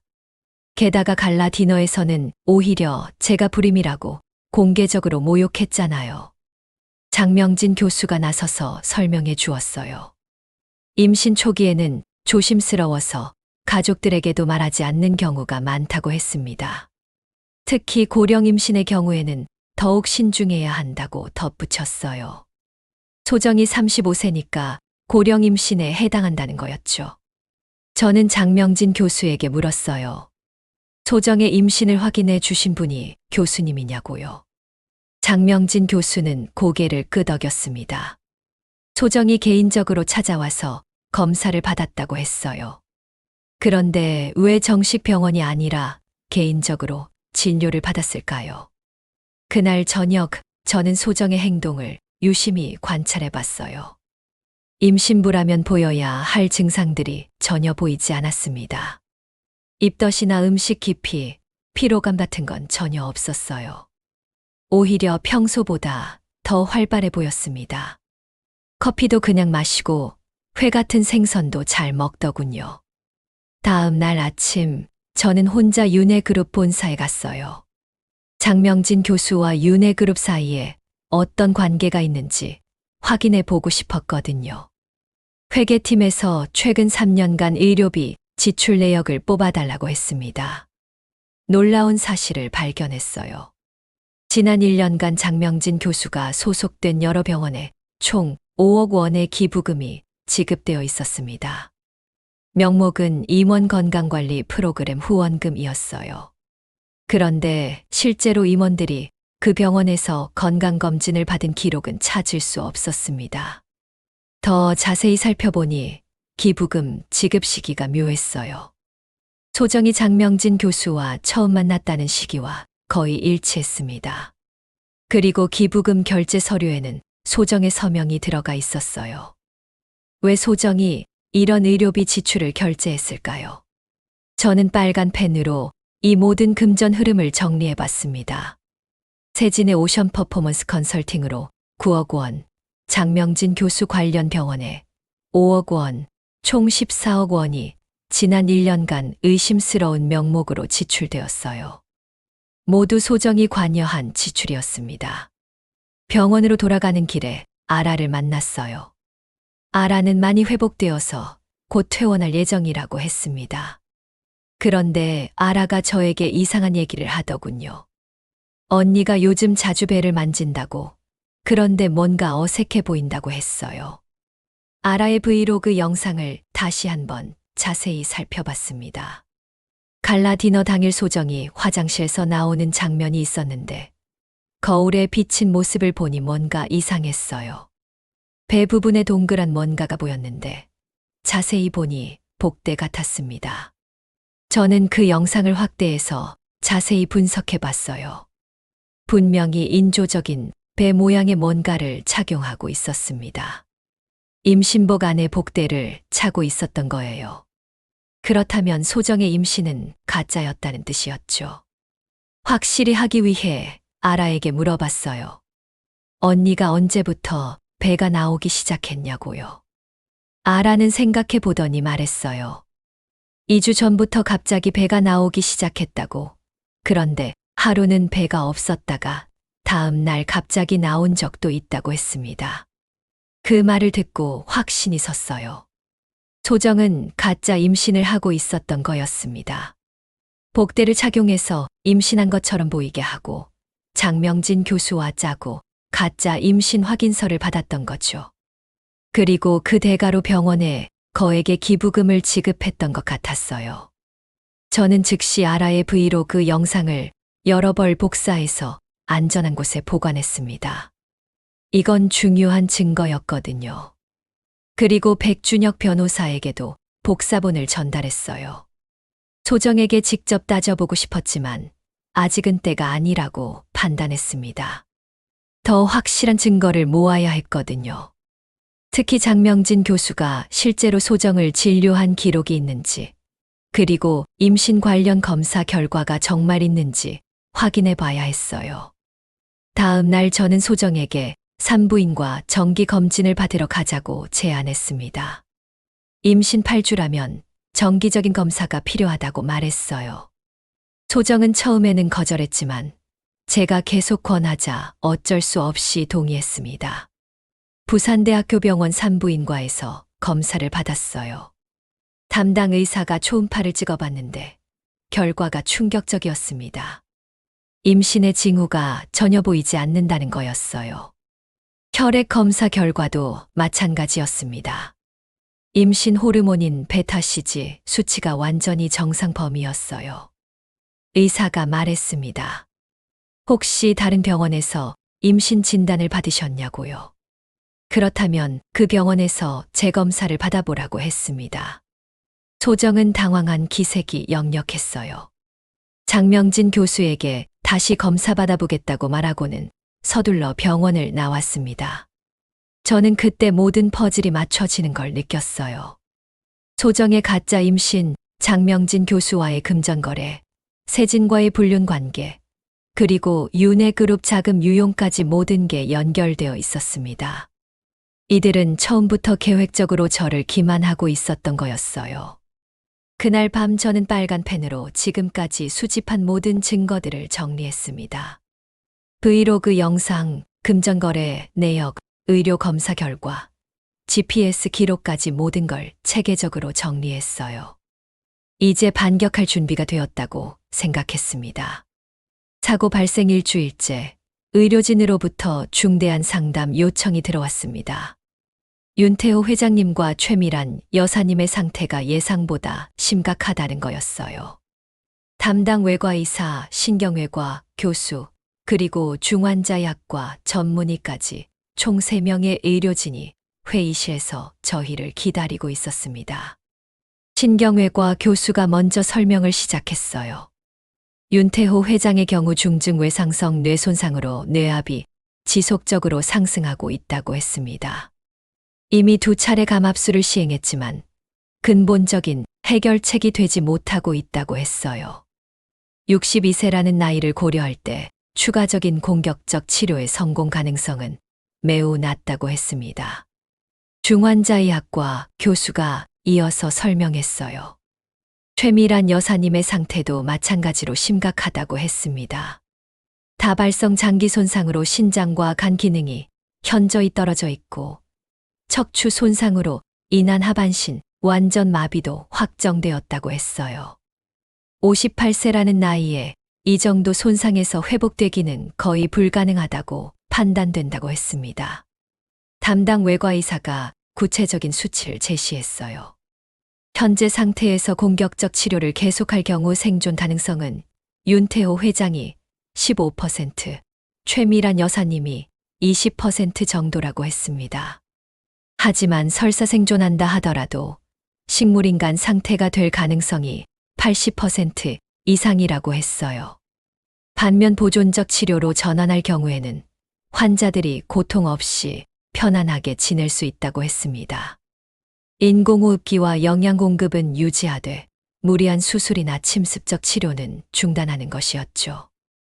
의료진은 환자의 존엄성과 가족의 부담을 고려할 때 보존적 치료가 더 적절할 것 같다고 조심스럽게 의견을 제시했습니다. 소정은 그 말을 듣자마자 격렬하게 반발했어요. 절대 포기할 수 없다고, 조금이라도 가능성이 있다면 끝까지 치료해야 한다고 했습니다. 돈은 얼마가 들어도 상관없으니 최선을 다해달라고 소리쳤어요. 장명진 교수도 소정의 의견에 동조했습니다. 하지만 저는 의료진의 설명을 들으면서 다른 생각이 들었어요. 15%라는 낮은 생존율, 80%의 식물인간 가능성, 그리고 환자가 겪을 극심한 고통을 생각하니 과연 공격적 치료가 옳은 건지 의문이 들었습니다. 저는 의료진에게 더 자세한 설명을 요청했어요. 신경외과 교수가 솔직하게 말해 주었습니다. 공격적 치료를 계속할 경우 환자는 극심한 고통을 겪게 될 거라고 했어요. 수차례의 수술, 각종 튜브 삽입, 강력한 약물 투여 등으로 마지막 순간까지 고통받게 된다고 했습니다. 반면 보존적 치료는 통증 관리에 집중해서 편안하게 지낼 수 있게 해준다고 했어요. 저는 빨간 펜을 꺼내서 의료진이 제시한 모든 수치와 의견을 꼼꼼히 기록했습니다. 생존율, 합병증 발생률, 예상 치료 기간, 회복 가능성 등을 모두 정리했어요. 그리고 의료진에게 물었습니다. 만약 본인의 가족이라면 어떤 선택을 하겠냐고요. 3명의 의사 모두 주저없이 대답했어요. 보존적 치료를 선택하겠다고 했습니다. 의학적으로나 인도적으로나 그게 최선의 선택이라고 했어요. 저는 그 답변을 들으며 마음을 정했습니다. 전문의들의 일치된 의견을 무시할 수는 없었거든요. 소정이 제게 따져 물었어요. 정말 포기할 거냐고, 가족을 버리는 거냐고 했습니다. 저는 차분하게 대답했어요. 포기가 아니라 더 나은 선택이라고, 환자의 고통을 줄여주는 게 진정한 가족의 사랑이라고 말했습니다. 장명진 교수가 끼어들었어요. 도윤 씨가 너무 성급하게 결정한다면서 다른 병원의 세컨드 오피니언도 받아봐야 한다고 했습니다. 서울의 대형 병원에서 더 적극적인 치료를 시도해 볼 수 있다고 했어요. 하지만 저는 흔들리지 않았습니다. 저는 가족회의를 소집했어요. 소정 알아, 그리고 저까지 직계 가족들이 모여서 공식적으로 논의하기로 했습니다. 회의 내용은 모두 녹음하고 서면으로도 기록했어요. 나중에 문제가 생겼을 때를 대비해서였죠. 아라는 처음에는 언니 편이었어요. 최대한 치료를 해봐야 한다고 했습니다. 하지만 제가 의료진의 설명을 자세히 전달해주자 생각이 바뀌더군요. 아빠와 엄마가 고통받는 걸 원하지 않는다고, 편안하게 해드리는 게 낫겠다고 했어요. 소정은 끝까지 반대했습니다. 자기 허락 없이는 절대 치료를 중단할 수 없다고 했어요. 하지만 저는 법적 근거를 제시했습니다. 현재 환자들이 의식불명 상태이고 저는 법적 배우자로서 의료 결정권을 가지고 있다고 설명했어요. 물론 가족들의 의견을 최대한 존중하겠지만 최종 결정은 의학적 근거에 따라 내리겠다고 했습니다.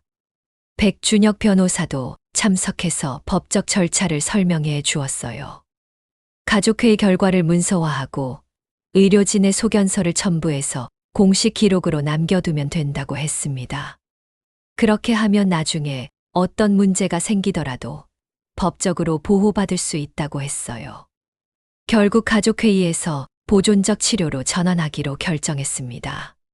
소정은 반대했지만 아라와 제가 찬성했고 의료진의 전문적 소견도 같은 방향이었거든요. 저는 모든 과정을 상세히 기록으로 남겼습니다. 다음 날부터 치료 방향이 바뀌었어요. 불필요한 수술과 검사는 중단하고 통증 관리와 기본적인 생명 유지에만 집중하기로 했습니다. 의료진들은 이제 환자들이 훨씬 편안해 보인다고 말해 주었어요. 그런데 소정의 반응이 심상치 않았습니다. 병원 복도에서 간호사들에게 이상한 얘기를 하고 다니더군요. 남편이 부모님을 죽게 내버려 둔다고 일부러 치료를 포기시켰다고 말하고 다녔어요. 심지어 돈 때문에 그런다는 소문까지 퍼뜨리고 있었습니다. 장명진 교수도 마찬가지였어요. 다른 의료진들에게 도윤 씨의 결정이 너무 성급했다고 말하고 다녔습니다. 더 적극적인 치료를 시도해 볼 수 있었는데 포기했다고 했어요. 마치 제가 환자를 포기한 것처럼 몰아가고 있었습니다. 저는 이런 분위기가 심상치 않다고 느꼈어요. 소정과 장명진 교수가 저를 살인자로 몰아가려는 것 같았거든요. 그래서 더욱 철저하게 모든 과정을 문서화했습니다. 의료진과의 상담 내용, 가족회의 녹음 파일, 각종 동의서와 소견서까지 모든 걸 빨간 펜으로 체크하며 정리했어요. 백준혁 변호사가 조언해 주었어요. 이런 상황에서는 언론 대응도 준비해야 한다고 했습니다. 혹시 소정이 언론에 악의적인 제보를 할 가능성이 있다고 했어요. 그래서 저도 우리 측 입장을 정리해 두는 게 좋겠다고 했습니다. 저는 의료진에게 정식 소견서를 요청했어요. 보존적 치료 전환이 의학적으로 적절한 결정이었다는 내용의 문서를 받고 싶다고 했습니다. 3명의 담당 의사 모두 흔쾌히 동의해 주었어요. 오히려 제가 현명한 결정을 했다고 칭찬해 주었습니다. 소정은 점점 더 공격적으로 변했어요. 병원 직원들에게 남편이 돈 때문에 부모를 포기했다고 말하고 다녔습니다. 심지어 몇몇 기자들에게도 그런 식으로 말했다고 들었어요. 저를 살인 프레임에 몰아넣으려는 의도가 분명해 보였습니다. 하지만 저는 흔들리지 않았어요. 모든 결정이 의학적 근거에 기반했고 법적 절차도 완벽하게 거쳤으니까요. 오히려 소정의 이런 행동이 그녀의 진짜 정체성을 드러내는 것 같았습니다. 가족의 고통보다는 자신의 목적을 위해 저를 이용하려는 게 아닐까 하는 의심이 더욱 커졌어요. 그날 밤 저는 지금까지의 모든 상황을 종합해서 생각해 봤습니다. 소정의 가짜 임신, 세진과의 불륜, 회사 자금 유용, 그리고 이제는 살인, 프레임까지 모든 게 연결되어 있었어요. 이들의 최종 목표가 무엇인지 이제야 분명해지기 시작했습니다. 사고 발생 2주째 예상했던 일이 터졌습니다. 조간신문 일면에 큼직하게 제목이 박혔어요. 윤해그룹 사위, 장인 치료 포기 논란. 소정이 언론에 제보한 게 분명했습니다. 기사 내용을 보니 저를 마치 돈 때문에 가족을 포기한 냉혈한으로 묘사하고 있었어요. 기사는 자극적이었습니다. 윤해그룹 회장 일가가 요트 사고로 중태에 빠진 상황에서 사위인 제가 적극적 치료를 거부했다는 내용이었어요. 소정의 인터뷰도 실려 있었는데 눈물을 흘리며 남편이 부모님을 포기했다고 호소하고 있었습니다. 정말 교활했어요. 더 심각한 건 온라인 댓글들이었어요. 저를 돈 때문에 장인을 죽이려는 악질 사위라고 매도하고 있었습니다. 심지어 호텔 말이나 베이 리뷰에도 악성 댓글들이 달리기 시작했어요. 이대로 가면 호텔 사업까지 타격을 받을 상황이었습니다. 백준혁 변호사가 급히 연락해 왔어요. 언론 대응을 서둘러야 한다고 했습니다. 우리 측 입장을 정리해서 반박 보도 자료를 배포하자고 했어요. 저는 즉시 병원 회의실에서 기자회견을 준비하기 시작했습니다. 그런데 기자회견 준비를 하던 중에 뜻밖의 제보가 들어왔어요. 부산항 CCTV 관리소에서 연락이 온 거였습니다. 요트 사고 관련 수사에 도움이 될 만한 영상이 있다고 하더군요. 저는 즉시 그곳으로 향했습니다. CCTV 관리소 직원이 보여준 영상은 충격적이었어요. 사고 전날인 6월 14일 오후 2시경 윤해그룹 요트가 정박해 있는 부두에서 촬영된 영상이었습니다. 세진과 소정이 요트 선장과 격렬하게 말다툼을 하는 모습이 선명하게 찍혀 있었어요. 영상을 자세히 보니 세진이 선장에게 뭔가를 강요하는 것 같았습니다. 선장은 고개를 저으며 거부하는 모습이었어요. 그러자 소정이 나서서 선장과 대화하더니 결국 선장이 고개를 끄덕이는 장면까지 나왔습니다. 분명 돈이나 다른 대가를 제시했을 거라고 생각했어요. 더 중요한 건 시간이었습니다. 이 대화가 사고 전날 오후에 벌어졌다는 사실이었어요. 즉, 세진과 소정이 사고 하루 전부터 뭔가를 계획하고 있었다는 증거였습니다. 우연한 사고가 아니라 계획된 일이었을 가능성이 높아졌어요. 저는 즉시 이 영상을 복사해서 경찰에 제출했습니다. 그리고 백준혁 변호사에게도 전달했어요. 이제 우리에게도 반격할 카드가 생긴 거였습니다. 오히려 소정과 세진이 뭔가를 숨기고 있다는 걸 보여줄 수 있었어요. 그날 오후 또 다른 중요한 정보를 입수했습니다. 윤해그룹 보험팀에서 연락이 온 거였어요. 회장님의 생명보험 관련해서 이상한 점을 발견했다고 하더군요. 최근에 보험 수익자가 변경되었다는 거였습니다. 보험팀 직원이 설명해 주었어요. 윤태호 회장의 50억 원 생명보험에 특별 약관이 추가되었다고 했습니다. 특정 임원 사고 시 보상금 지급 조항이었는데 이건 일반적이지 않은 특약이라고 했어요. 그리고 이 특약의 수익자가 최근에 소정으로 변경되었다는 거였습니다. 변경 시점을 확인해 보니 놀라웠어요. 바로 2주 전이었습니다. 소정이 가짜 임신을 발표하기 직전이었죠. 그리고 세진의 오션 퍼포먼스 컨설팅과 계약을 체결한 시점과도 일치했어요. 모든 게 계획적으로 진행되었던 거였습니다. 저는 이 정보들을 종합해서 하나의 시나리오를 그려봤어요.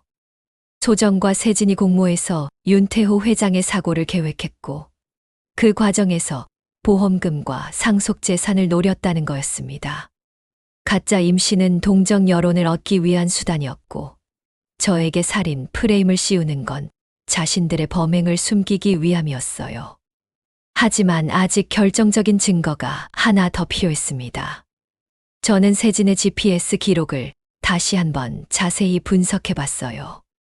요트 사고 당일 그의 정확한 동선을 파악하고 싶었거든요.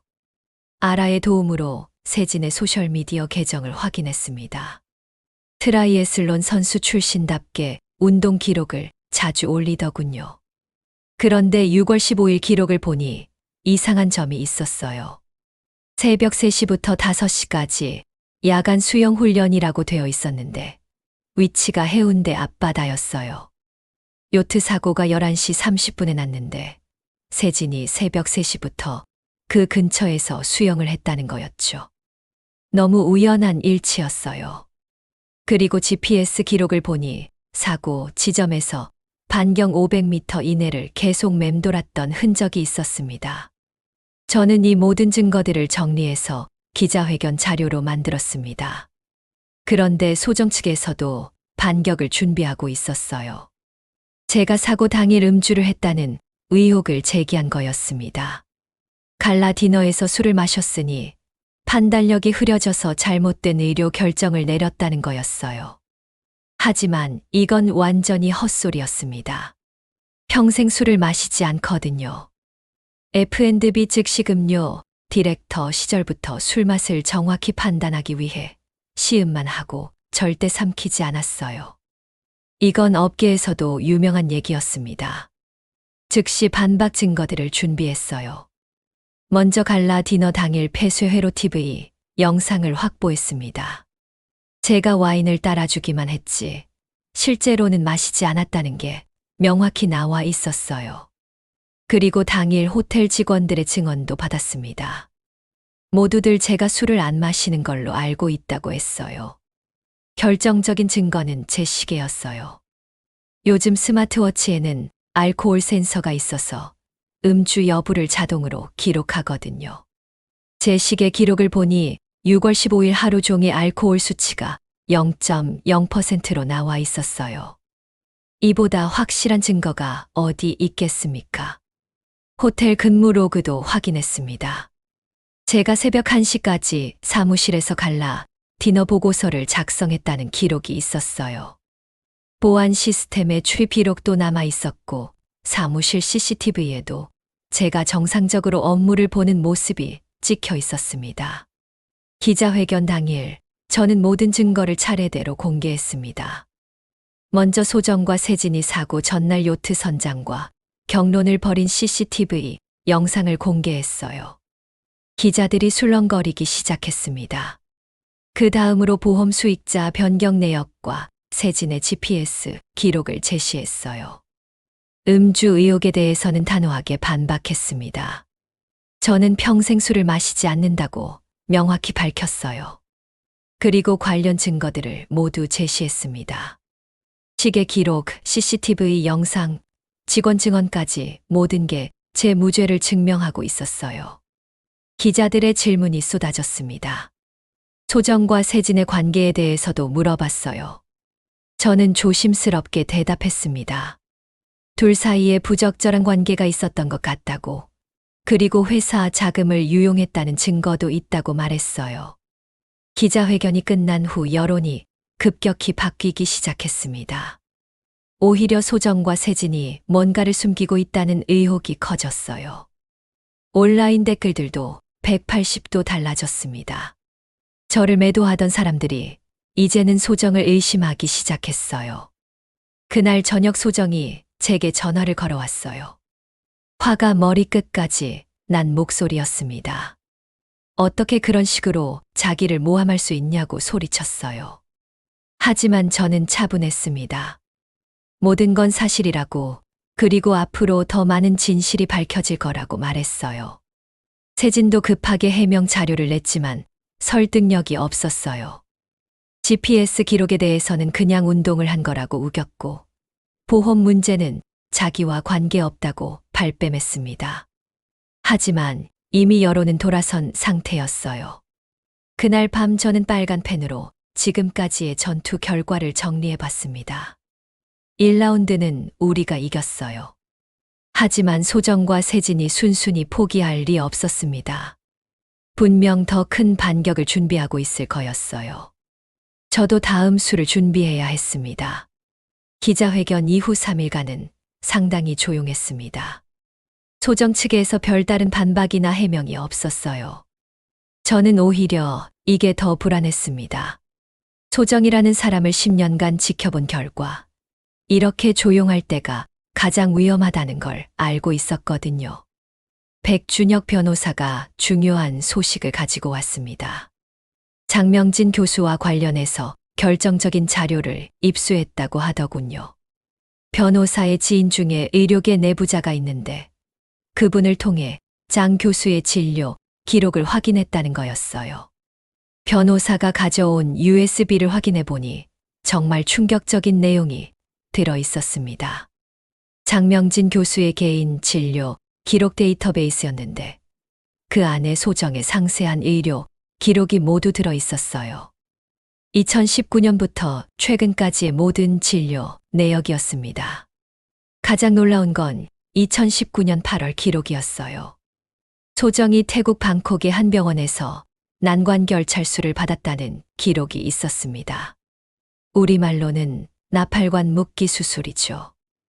영구 피임을 위한 수술이었어요. 저는 그 기록을 보는 순간 온몸에 소름이 돋았습니다. 2019년 8월이면 결혼 4년 차였어요. 그때 소정은 해외 출장이 많다면서 자주 집을 비웠습니다. 태국에도 리조트 시찰 때문에 간다고 했었는데 실제로는 수술을 받으러 간 거였던 거죠. 그리고 그 이후부터 저에게 불임 책임을 전가하기 시작했어요. 더 자세한 기록을 보니 더욱 기가 막혔습니다. 수술 전후로 장명진 교수와 지속적으로 상담을 했다는 기록이 있었어요. 수술 후 관리와 호르몬 조절을 위해서라고 되어 있었습니다. 즉, 장 교수는 처음부터 소정의 가짜 임신 계획에 가담하고 있었던 거예요. 호르몬 주사 처방 기록도 있었습니다. 2024년 4월부터 최근까지 임신 호르몬인 ECG 주사를 정기적으로 처방받았다는 기록이었어요. 이걸 주사하면 일시적으로 임신 반응이 나올 수 있거든요. 소정이 가짜 임신을 위해 이런 주사까지 맞고 있었던 거였습니다. 저는 빨간 펜으로 이 모든 기록을 꼼꼼히 정리했어요. 수술 날짜, 상담 일정, 주사 처방 내역까지 모든 걸 시간 순으로 배열했습니다. 그러니까 완벽한 스토리가 나오더군요. 소정이 얼마나 치밀하게 저를 속여왔는지 한눈에 볼 수 있었어요. 가장 결정적인 증거는 최근 혈액검사 기록이었습니다. 소정이 임신 8주라고 발표한 바로 그날 오전에 장명진 교수 병원에서 혈액검사를 받았더군요. 그런데 베타CG 수치가 완전히 음성으로 나와 있었어요. 임신이 아니라는 뜻이었죠. 즉, 소정은 임신이 아니라는 걸 확실히 알면서도 기자들 앞에서 임신이라고 거짓말한 거였습니다. 그리고 그 거짓말을 뒷받침하기 위해 복대를 착용하고 연기를 했던 거예요. 정말 소름 끼치는 계획이었습니다. 저는 아라의 브이로그 영상과 이 의료 기록을 대조해 봤어요. 소정이 복대를 착용한 시간과 ECG 주사를 맞은 시간이 정확히 일치했습니다. 모든 게 계획된 거였어요. 임신 연기를 위해 호르몬 주사까지 맞으면서 저를 속인 거였습니다. 백준혁 변호사가 말했어요. 이제 결정적인 반격이 가능하다고 했습니다. 소정이 10년간 저에게 씌운 불임 누명을 완전히 벗겨낼 수 있다고 했어요. 그리고 가짜 임신까지 폭로하면 소정의 신뢰도는 완전히 무너질 거라고 했습니다. 하지만 저는 신중하게 접근하고 싶었어요. 이런 민감한 의료 정보를 공개하는 건 법적으로 문제가 될 수 있었거든요. 변호사와 상의해서 가장 안전하고 효과적인 방법을 찾기로 했습니다. 결국 우리가 선택한 방법은 기자회견이었어요. 하지만 이번에는 더 신중하게 준비했습니다. 의료 기록의 진위를 입증할 수 있는 전문가들을 대동하기로 했어요. 그리고 법적 책임 문제를 피하기 위해 개인정보는 최대한 보호하면서 핵심 사실만 공개하기로 했습니다. 기자회견 전날 밤, 저는 마지막으로 모든 자료를 정리했어요. 2019년 해외 수술 기록, 호르몬 주사 처방 전, 가짜 임신 당일의 혈액검사 결과, 그리고 아라의 브이로그 영상까지 모든 증거를 시간 순으로 배열했습니다. 기자회견 당일 많은 기자들이 몰려왔어요. 이번에는 방송사 기자들까지 와서 생중계를 준비하고 있었습니다. 차분하게 마이크 앞에 섰어요. 10년간 억울하게 뒤집어 쓴 누명을 벗어낼 순간이었습니다. 첫 번째로 공개한 건 소정의 해외 수술 기록이었어요. 물론 개인정보 보호를 위해 병원명과 구체적인 날짜는 가렸지만 난관 결찰수를 받았다는 사실은 명확히 밝혔습니다. 기자들이 술렁거리기 시작했어요. 담담하게 설명했습니다. 제가 불임이라고 10년간 비난받았지만 실제로는 아내가 영구 피임 수술을 받았다고 말했어요. 그리고 이 수술을 전혀 몰랐다고 덧붙였습니다. 기자들의 표정이 점점 진지해졌어요. 두 번째로 공개한 건 가짜 임신 증거였습니다. 소정이 임신이라고 발표한 바로 그날의 혈액검사에서 임신 호르몬인 베타CG 수치가 음성으로 나왔다는 사실을 공개했어요. 그리고 복대 착용 영상도 보여줬습니다. 기자들이 놀라서 웅성거리기 시작했어요. 한 기자가 질문했습니다. 그럼 10년간 아이가 없었던 이유는 무엇이냐고요? 저는 명확하게 대답했어요. 제가 문제가 아니라 아내가 수술을 받았기 때문이라고 말했습니다. 그런데 저는 그 사실을 전혀 몰랐다고 했어요. 또 다른 기자가 물었습니다.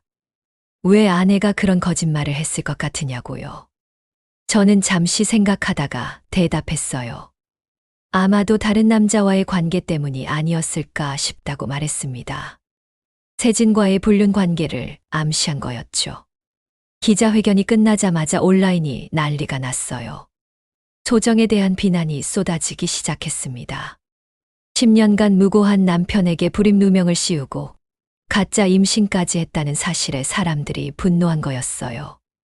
특히 여성들의 반응이 격렬했어요. 불임으로 고생하는 여성들이 많은데 소정이 그걸 이용해서 거짓말했다는 사실에 분개했습니다. 소정의 소셜미디어 계정에는 악성 댓글이 쏟아졌어요. 소정은 급하게 해명 자료를 냈지만 이미 늦었어요. 의료 기록이라는 객관적 증거 앞에서는 어떤 변명도 통하지 않았습니다. 오히려 해명을 할수록 더 깊은 수렁에 빠지는 모습이었어요. 세진도 마찬가지였습니다.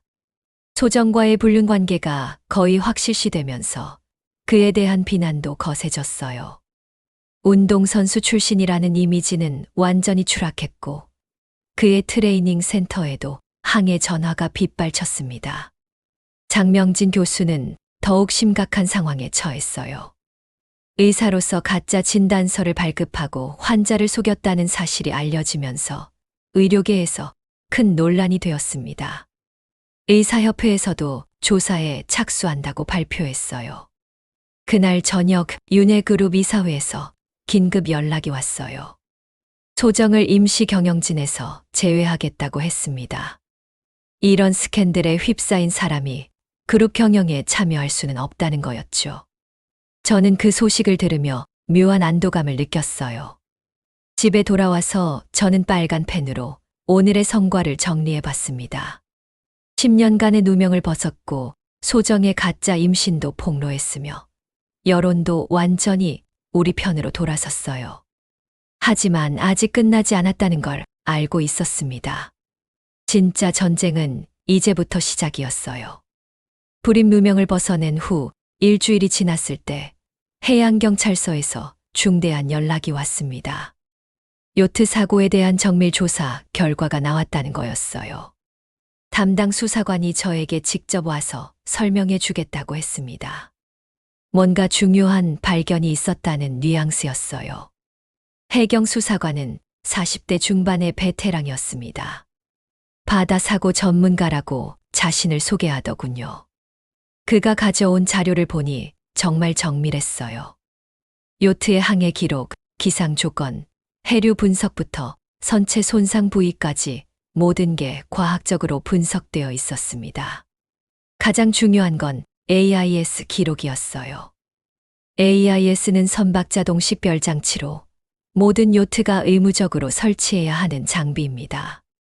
이 기록을 보면 요트의 정확한 이동 경로와 시간을 알 수 있거든요. 윤해그룹 요트의 사고 당일 기록을 보니 이상한 점이 많았습니다. 요트는 오후 10시 45분에 부두를 출발했어요. 처음에는 정상적으로 해운대 앞바다로 향했습니다. 하지만 11시 10분경부터 이상한 움직임을 보이기 시작했어요. 갑자기 속도가 줄어들더니 같은 지점에서 계속 맴돌기 시작한 거였습니다. 더 놀라운 건 세진의 GPS 기록과 요트의 AIS 기록을 겹쳐본 결과였어요. 두 기록이 거의 완벽하게 일치했습니다. 세진이 수영을 했다고 주장한 지점이 바로 요트가 맴돌던 지점이었어요. 그리고 요트가 전복된 정확한 시각에 세진의 GPS도 그 지점에 있었다는 게 확인되었습니다. 수사관이 설명해 주었어요. 선체 손상 부위를 분석한 결과 외부 충격에 의한 손상이라고 했습니다. 바위나 암초에 부딪힌 게 아니라 뭔가 단단한 물체가 선체를 가격한 흔적이라고 했어요. 그리고 그 충격 지점이 세진의 GPS 좌표와 정확히 일치한다고 했습니다. 그 말을 듣고 온몸에 소름이 돋았어요. 세진이 단순히 근처에서 수영한 게 아니라 실제로 요트 사고에 직접 개입했을 가능성이 높다는 뜻이었거든요. 수사관도 같은 생각인 것 같았어요. 이제 본격적인 수사가 필요하다고 했습니다. 한편 백준혁 변호사는 세진과 소정의 금전거래에 대해 더 자세한 조사 결과를 가져왔어요. 오션 퍼포먼스 컨설팅으로 들어온 9억 원의 행방을 완전히 추적했다고 하더군요. 그 결과가 정말 충격적이었습니다. 9억 원 중 3억 원은 세진의 개인 계좌로 직접 이체되었어요. 나머지 6억 원은 좀 더 복잡한 경로를 거쳤습니다. 먼저 소정의 개인 계좌로 이체된 후 여러 개의 대명 계좌를 거쳐서 최종적으로 해외로 송금되었다고 했어요. 더 자세히 조사해 보니 해외 송금 계좌들의 실제 소유자가 세진이었습니다. 세진이 지난 1년간 태국, 싱가포르, 홍콩 등의 여러 개의 계좌를 개설해 놓고 있었어요. 그리고 윤회그룹에서 받은 돈을 체계적으로 해외로 빼돌리고 있었던 거였습니다. 변호사가 보여준 송금 내역을 보니 정말 치밀했어요. 한 번에 큰 금액을 송금하지 않고 여러 차례에 나누어서 송금했습니다. 그리고 송금 시기도 교묘했어요. 윤회그룹에서 용역비를 받은 직후 바로 해외로 송금하는 패턴이었거든요. 저는 빨간 펜으로 이 모든 금전 흐름을 정리해 봤어요. 윤회그룹 오션 퍼포먼스 컨설팅 세진 개인, 계좌, 소정 계좌 해외, 계좌로 이어지는 완벽한 자금 세탁 루트였습니다. 이건 단순한 횡령이 아니라 조직적인 범죄였어요. 변호사가 더 놀라운 사실을 알려줬어요. 세진이 해외에 설립한 페이퍼 컴퍼니들이 여러 개 있다고 했습니다. 이 회사들의 명목상 사업은 모두 스포츠 관련이었지만 실제로는 아무런 사업 활동도 하지 않는 유령 회사들이었어요. 단지 돈을 숨기기 위한 도구였던 거죠. 경찰에서도 연락이 왔어요. 세진과 소정에 대한 본격적인 수사에 착수한다고 했습니다.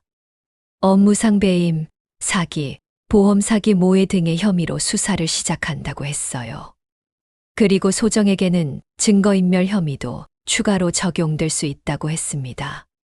수사 과정에서 더 많은 사실들이 밝혀졌어요.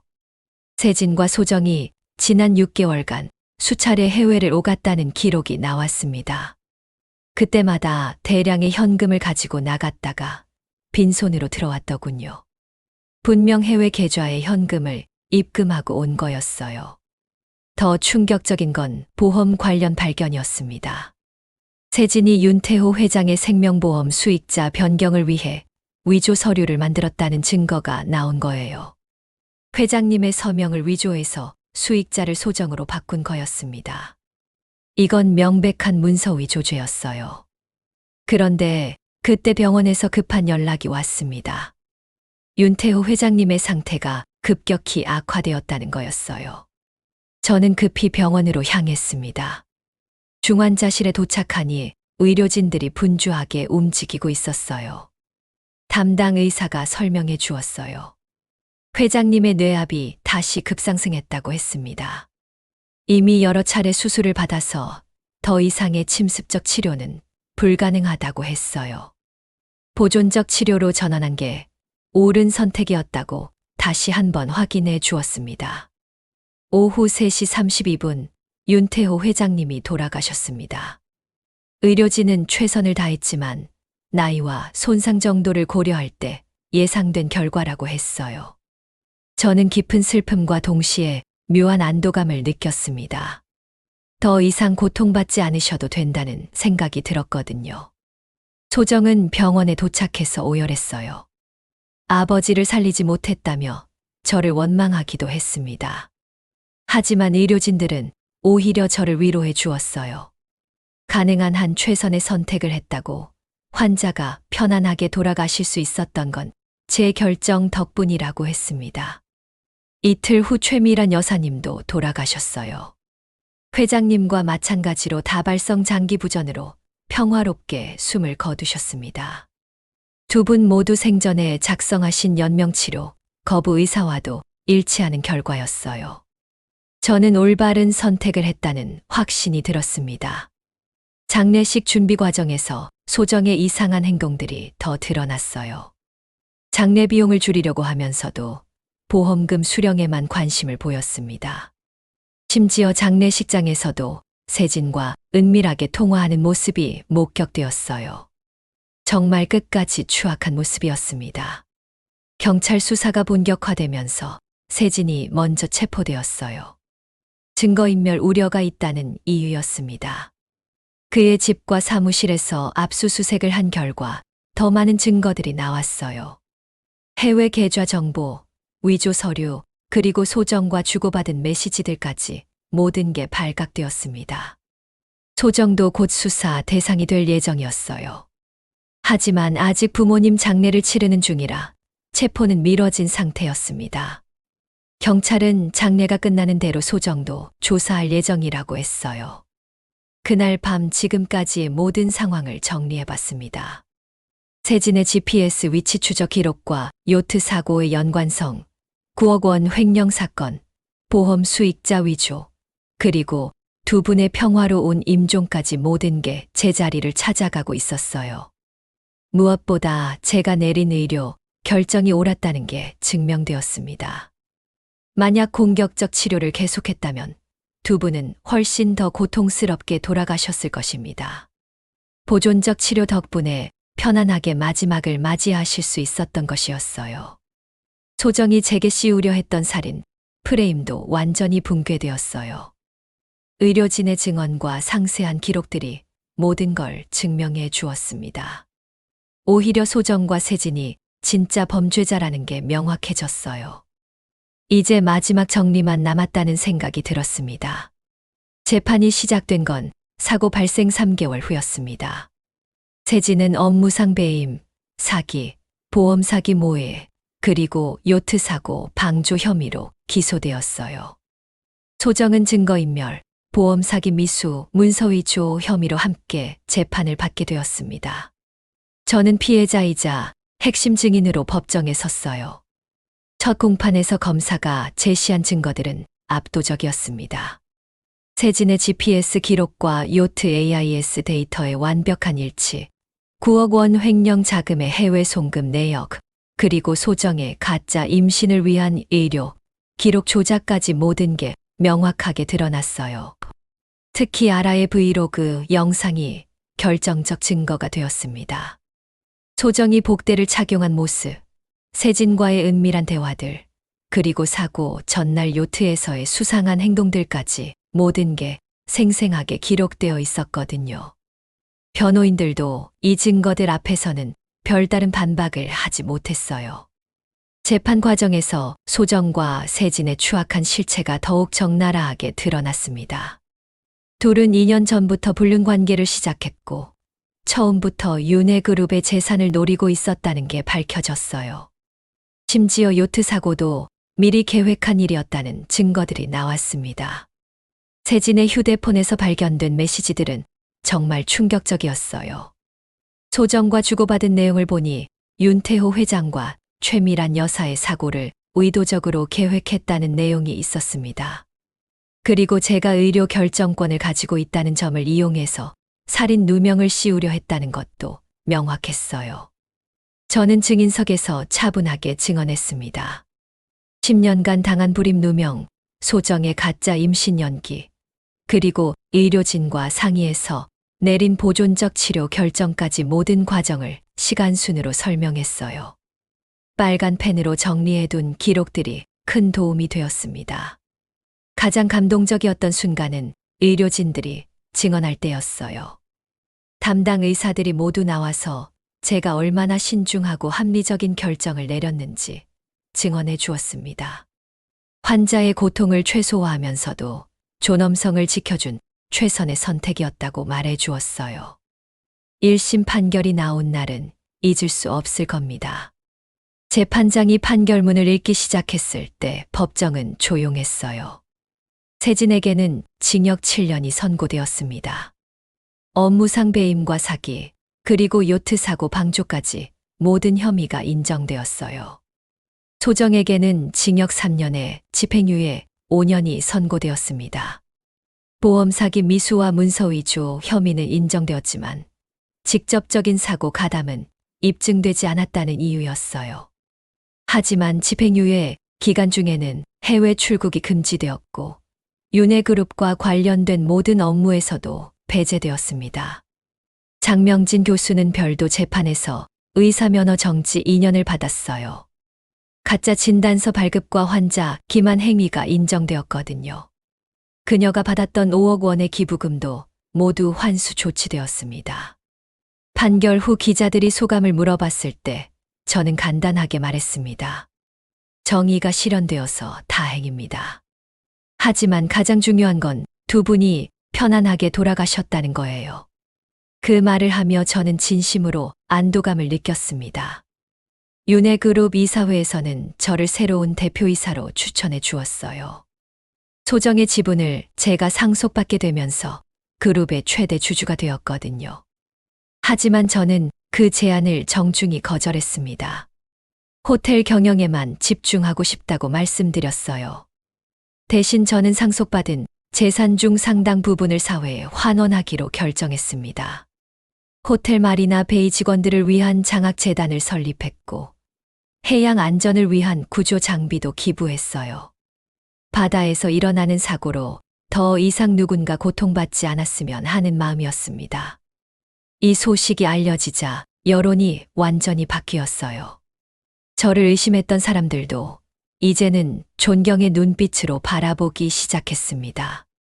호텔 예약도 급증했고 직원들의 사기도 높아졌어요. 무엇보다 제 자신이 떳떳해졌다는 게 가장 큰 수확이었습니다. 6개월 후 호텔 마리나 베이에서 새로운 총지배인 취임식이 열렸습니다. 제가 승진시킨 부지배인이 제 뒤를 이어받게 된 거였어요. 저는 이제 그룹 전체를 총괄하는 회장직을 맡기로 했지만 여전히 호텔이 제 근본이라고 생각했습니다. 취임식이 열린 곳은 바로 1년 전 갈라 디너가 열렸던 그 연회장이었어요. 저는 행사 전에 미리 가서 온도를 확인해 봤습니다. 정확히 21도였어요. 완벽했습니다. 새로운 총지배인에게도 온도 관리의 중요성을 강조해 주었어요. 직원들에게 마지막 인사를 할 때 저는 이런 말을 했습니다. 지난 1년간 정말 힘든 시간이었죠. 하지만 우리는 끝까지 원칙을 지켰습니다. 앞으로도 변하지 않을 거예요. 직원들의 박수가 오랫동안 이어졌어요. 그날 밤 저는 혼자 연회장에 남아 있었습니다. 1년 전 그 끔찍한 밤을 떠올리며 많은 생각이 들었어요. 소정의 배신, 세진의 음모, 장인어른과 장모님의 죽음, 그리고 그 모든 과정에서 제가 내린 선택들까지 말이죠. 빨간 펜을 꺼내서 지난 1년의 일기를 정리해 봤습니다. 모든 순간순간이 제게는 시험이었어요. 분노에 휩쓸려 감정적으로 행동할 수도 있었고, 돈과 권력에 눈이 멀 수도 있었습니다. 하지만 끝까지 원칙을 지켰어요. 온도계를 다시 한번 확인해 봤습니다. 여전히 21도였어요. 1년 전 갈라 디너 때와 똑같은 온도였습니다. 그때 깨달았어요. 사람을 움직이는 건 온도라는 걸 말이에요. 너무 뜨거우면 위험해집니다. 감정에 휩쓸려서 잘못된 선택을 하게 되죠. 소정과 세진이 그랬어요. 욕망에 불타서 결국 모든 걸 잃었습니다. 반대로 너무 차가우면 비겁해져요. 옳은 일도 하지 못하고 숨어버리게 되죠. 하지만 적정 온도를 유지하면 다릅니다. 냉정하게 판단하면서도 따뜻한 마음을 잃지 않을 수 있어요. 지난 1년간 그 적정 온도를 지키려고 노력했습니다. 의료진과 상의할 때도, 법정에서 증언할 때도, 그리고 상속 재산을 사회에 환원할 때도 말이에요. 연회장을 나서기 전에 마지막으로 둘러봤습니다. 이곳에서 제 인생이 완전히 바뀌었어요. 하지만 후회는 없었습니다. 모든 선택이 옳았다고 확신했거든요. 장인어른과 장모님도 하늘에서 제 선택을 인정해 주실 거라고 생각했어요. 문을 닫으며 중얼거렸습니다. 사람을 움직이는 건 온도다. 뜨거울수록 위험하고 차가울수록 비겁하다. 나는 적정 온도로 끝까지 버텼다. 그리고 새로운 시작을 향해 걸어 나갔습니다. 여전히 21도의 완벽한 온도를 유지하면서 말이에요.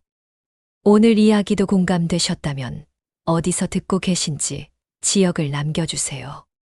좋아요와 구독 그리고 댓글 부탁드립니다. 감사합니다.